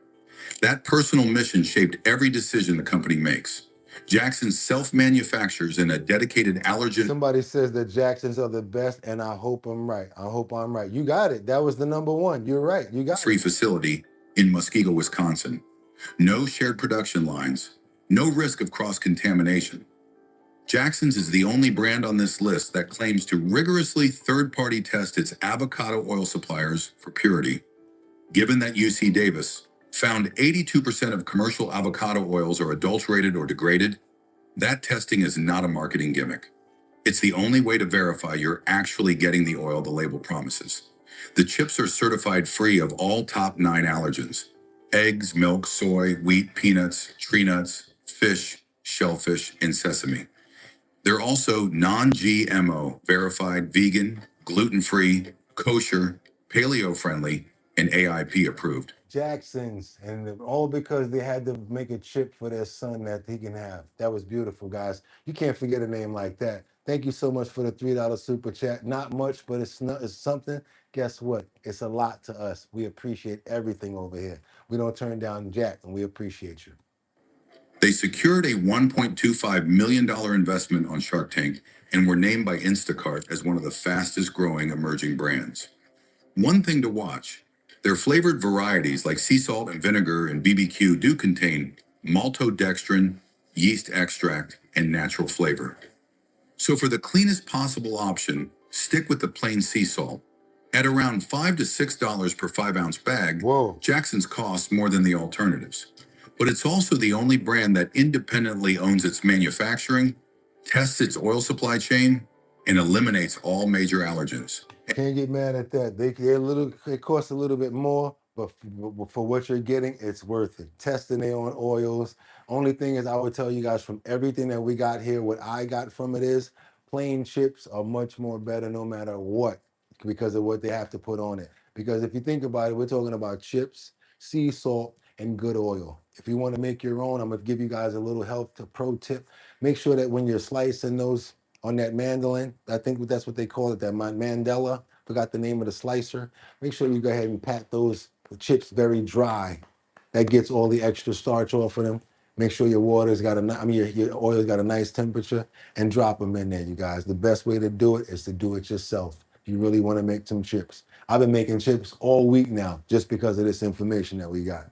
What? Avoid these 10 potato chip brands. Avoid these 10 potato chip brands and 4 that are actually safe. That was the rundown today, you guys, on the health and wellness section. You guys asked for it. We delivered. You guys want more content like that and you like the show and you want to become a member, go ahead and become a member. And again, to see more stuff like that and to know when we're on, hit that notification bell down there. Also, go ahead and share and like and subscribe to let more people know what we got going on over here. And you know it ain't over. You know it's not over. And I'm going to say it one more time. Avoid these 10 potato chip brands and we have 4 that are actually safe. The name of the channel, All Foods Uncensored. Again, I'm sorry, uncovered. All Foods Uncovered. All Foods Uncovered. Subscribe to the channel. We want you to know what's going on over there. If you find another video that you like on that channel, let us know. That's how we keep each other informed. Let's keep on moving, you guys. Let's do it. Double tap that screen and get those likes up if you seriously appreciate the content that you're getting from us over here at Our Bottom Line. And we're going to keep on going because it ain't over. Thought you ain't like the beat. It ain't over. Groove me. Ow. Oh, baby. It ain't over because we got another situation that we got to get into. We got a lifesaver over here. We have a situation in Bangladesh where there was a flood going on and there was a calf stuck in the water trying to get a sip of water. Now, I don't know why he's at the edge of the river trying to get water out the Russian River. I don't know. But he slips in. And this 18-year-old really risked his life to save that calf. Let's get into it, you guys. I want you guys to see this right here because the pressure of the water, the way it's going, is crazy. And yes, we love animals. Let's go. Let's get into it.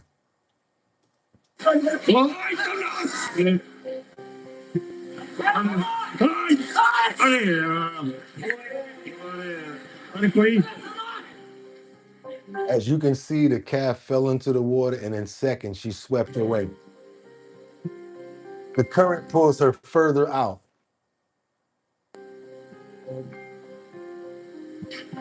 And she tries to keep her head above the water. One man watching will make a brave decision, risking his life to save hers. The current drags her towards the concrete pillars. This is a calf. And pulls her under the structure. Let's get those likes up, you guys. Come on. Her strength is fading. She's moments away from drowning. She presses herself against the wall, desperately searching for a way out. The current is weaker along the wall, giving her one last chance. Miraculously, she reaches the ledge, but she can't get out. She made it to the ledge, but she can't get out.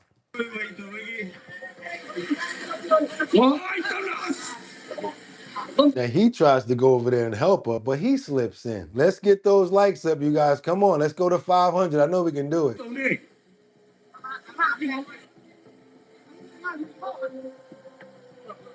He's in serious danger now. Determined to get her to safety, he's trying. With one hand on the calf and one hand on the edge, This is a baby cow. It's called the calf for the person asking.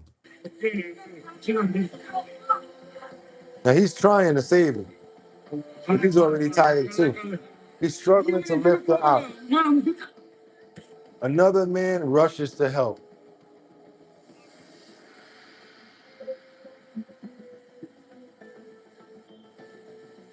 So moving carefully not to slip himself, he gets a solid grip.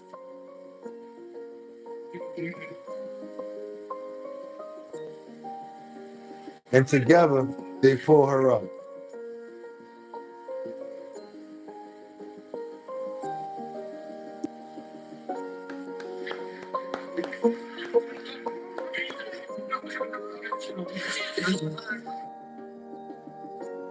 All because one true hero risked his life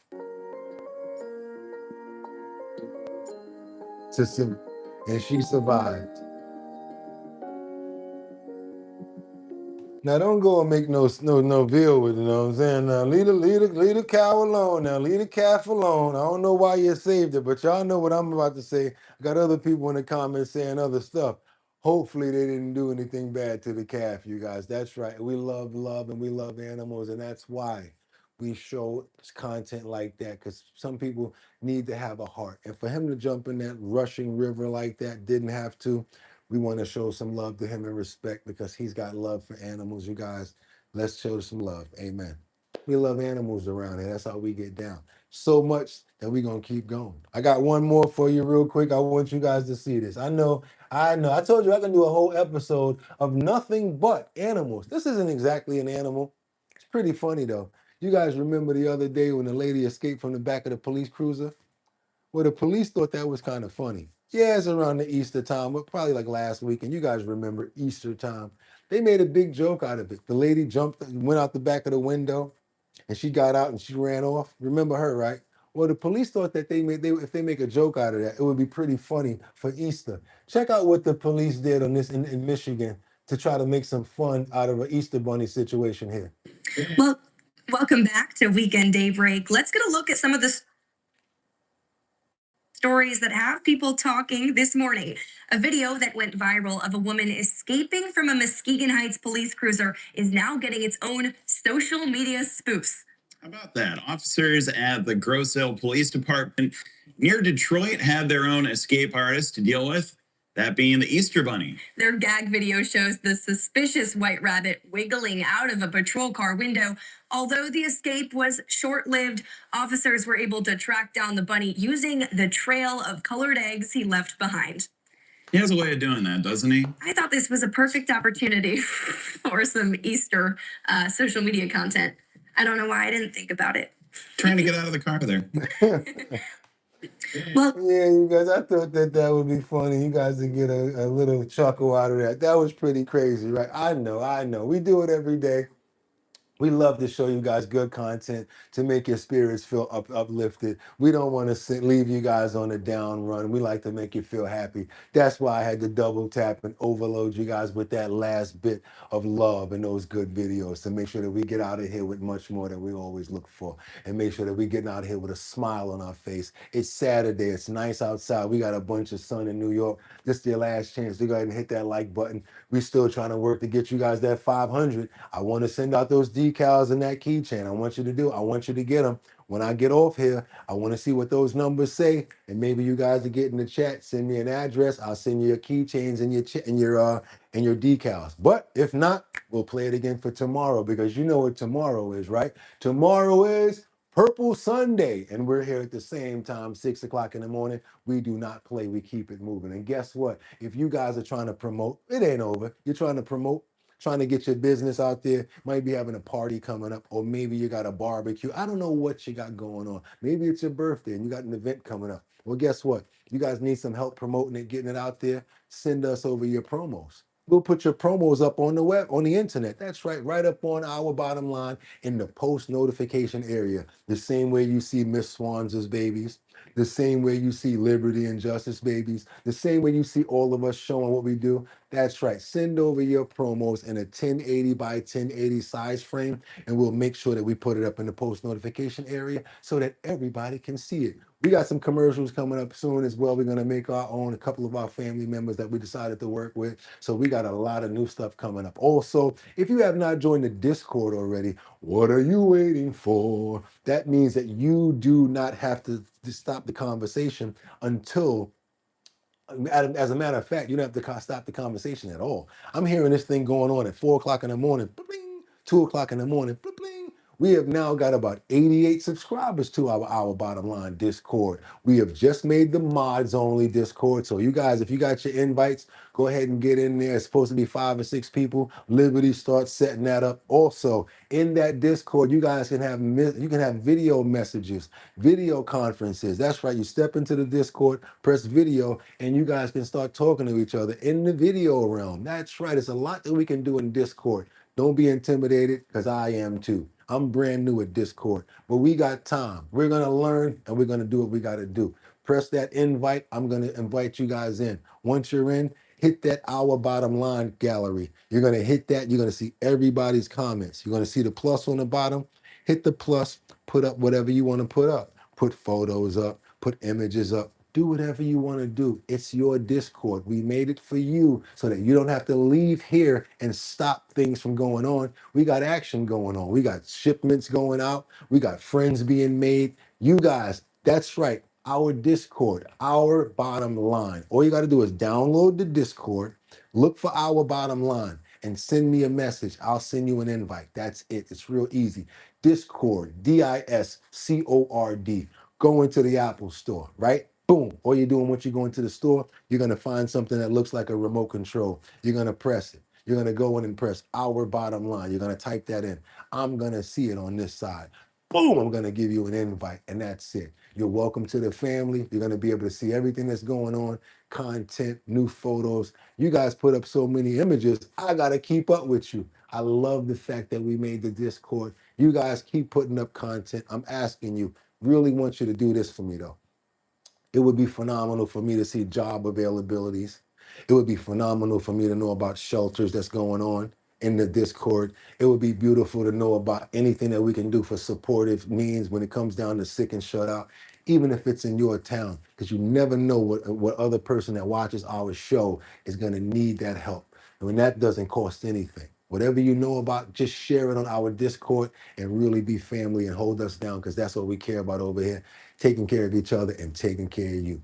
That's right, you guys. Y'all know what it is. And it's not over until I get my promo done. I got to do my promo too, because I want you guys to come out and hang out with me. We got events coming up in New York, Manhattan, Bronx, Brooklyn, Queens, and Staten Island. It's called the Show Your Talent Search. It's going to be me, Boogotti NYC, sponsored by Big Drip Hard Punch, and my DJ. That's my DJ Don Dada, the beautiful DJ Don Dada, formerly Donna Marie Lombardi of Black Ink Crew. She's a DJ now. We do events, hookah lounges, we do dispensaries, we're doing liquor stores. That's right, the Show Your Talent Search. You show up, show us your talent, boom, you can make $250 on the spot. After we get 5 people from each borough, you know what's gonna happen then? You get a chance to compete against each other and possibly make $1,000 once you get the competition. Also, we got one person that's coming up off of here in every location. So if you want to pop up in Manhattan, pop up in Brooklyn, pop up in Queens, and you want to do it live, you can. We just need to see what your talent is, and boom, you're going to get a cash app for $250. After it's all over, we're going to put you guys all against each other so we can have a great show. And we're going to give one person $1,000. That's going to be the grand prize. Want to be a part of this talent show right here? Again, it's a full-fledged talent show. Don't think it's just about rapping and singing, because you might win. You might lose to the little old lady with a good bucket of chicken. That's right, you guys. All you got to do is go over to the website, Big Drip, 2 G's and 2 P's.com. Again, drinkbigdrip.com. Go to the first page. There's a little notification area right there for you to put your email in. Once you pop your email address in, we're going to keep you up on where we're going to be for the Show Your Talent Search. And that's what's going down over here on our show, you guys. And before we leave, you know what we got to do? We got to show some love to the man upstairs, to make us to. I'm just gonna say thank you for letting me wake up another phenomenal day here to be with you guys on our bottom line. So we got to get those prayers up. I want to pray for love. I want to pray for happiness. I want to pray for understanding. I want to pray for every single one of my friends and my family members that's in this chat. I want to pray for the new mods. I want to pray for the new members. I want to let you guys know that no matter what, keep on pushing. Somebody might tell you that it's not going to work, but they don't know your energy and they don't know what you're doing. So never give up. And we're always here for each other. We are a support group as well as family. And we want to pray for you guys. Who we praying for this morning? Jordan Dowdy, Liberty and Justice. I see Teddy Marcel. There you go, Teddy. I see you. How you doing, brother? Be safe out there in that road. Ad Rains. I see Tim, Tanya, Colessive. Praying for Batty Lynn as well as Liberty and Justice for always holding us down. Jordan, thank you so much for the love today. Crystal as well as Miss Swanza and Batty Lynn. Jennifer, thank you so much. Liberty, Ad Rains, Mary Tanner, Batty Lynn, G-Man, Jordan Dowdy, David Allen, Miss Swanza, Dr. Mistroka, Miss Swanza, Teddy Marcel. There you go. Jennifer, love you guys so much. Sam Champion, thank you because you're doing your thing as a mod. I appreciate you and your family member. Liberty and Justice. Who else we got up in here? Faye. How you doing this morning, Faye? Colessive always holds it down. I put the pictures up of the babies the other day. There you go. G-Man 4621. Much love and God bless you, Mary Tanner as well. Jennifer. Who else we praying for? Come on, Ad Range. You know I got to make sure that you straight, huh? To all cause my hands hurt. There you go. I understand. But Ad Range, we love you. You can put them down. Liberty and Justice. Kendra Walker. You know we praying for you. Shout out to the happy birthday shout out. Who we shouting out for happy birthday? Is that you, Kendra? Because we know you should have told us earlier. We would have sang the song. I dead miss me in the Liberty. Ad Range, y'all. That's right. Fives, Liberty, Jennifer, Millie, Mary, 55 Coffee House. Thank you so much. Oh yeah, 55. It's your birthday. Okay. Whose birthday is it? Kendra. Happy birthday. Okay. There you go, Jordan. Tanya Zimmerman, Sam Champion, Kendra Walker, that's right, Colessive, Jennifer, Batty Lynn, Tanya, everybody that's here. Want to make sure that we get it in for our brother, Casey Ramos. Can't forget about Mark Dorfman, Jeffrey Spilker. Can't forget about Sam Champion, myself, Boogotti NYC. Let's pray for me so that I'm able to continuously come here, do my thing, and keep on bringing you guys this content. I hope and pray, Lord, that they're getting a lot out of it because I put a lot into it, and that's all I really want to do. And hopefully we get to where we're trying to be. We're all doing it collectively. And with that being said, amen. That's right, you guys. Tomorrow's Purple Sunday. I'll be back at 6 o'clock right here. Hopefully you guys are too. Don't worry about it. No matter what, it's going to get greater later. And you know what? As long as we stick together, share information, we're going to be all right. I'm happy that you guys have started to do it, to put together everything the way that you're doing it now. We got the new Discord coming together. All I'm asking is that drop that information in there. Anybody has some helpful information because we all can use it. And with that being said, I got to go stack this deck for Purple Sunday. Get you guys more trending topics, current events, and much, much more. Y'all could have went anywhere. But the fact of the matter that y'all came here to chill with me for Saturday, I appreciate you. So until tomorrow, same bat station, same bat channel. We'll be right here, 6 o'clock in the morning for our bottom line. Get 'em! Peace.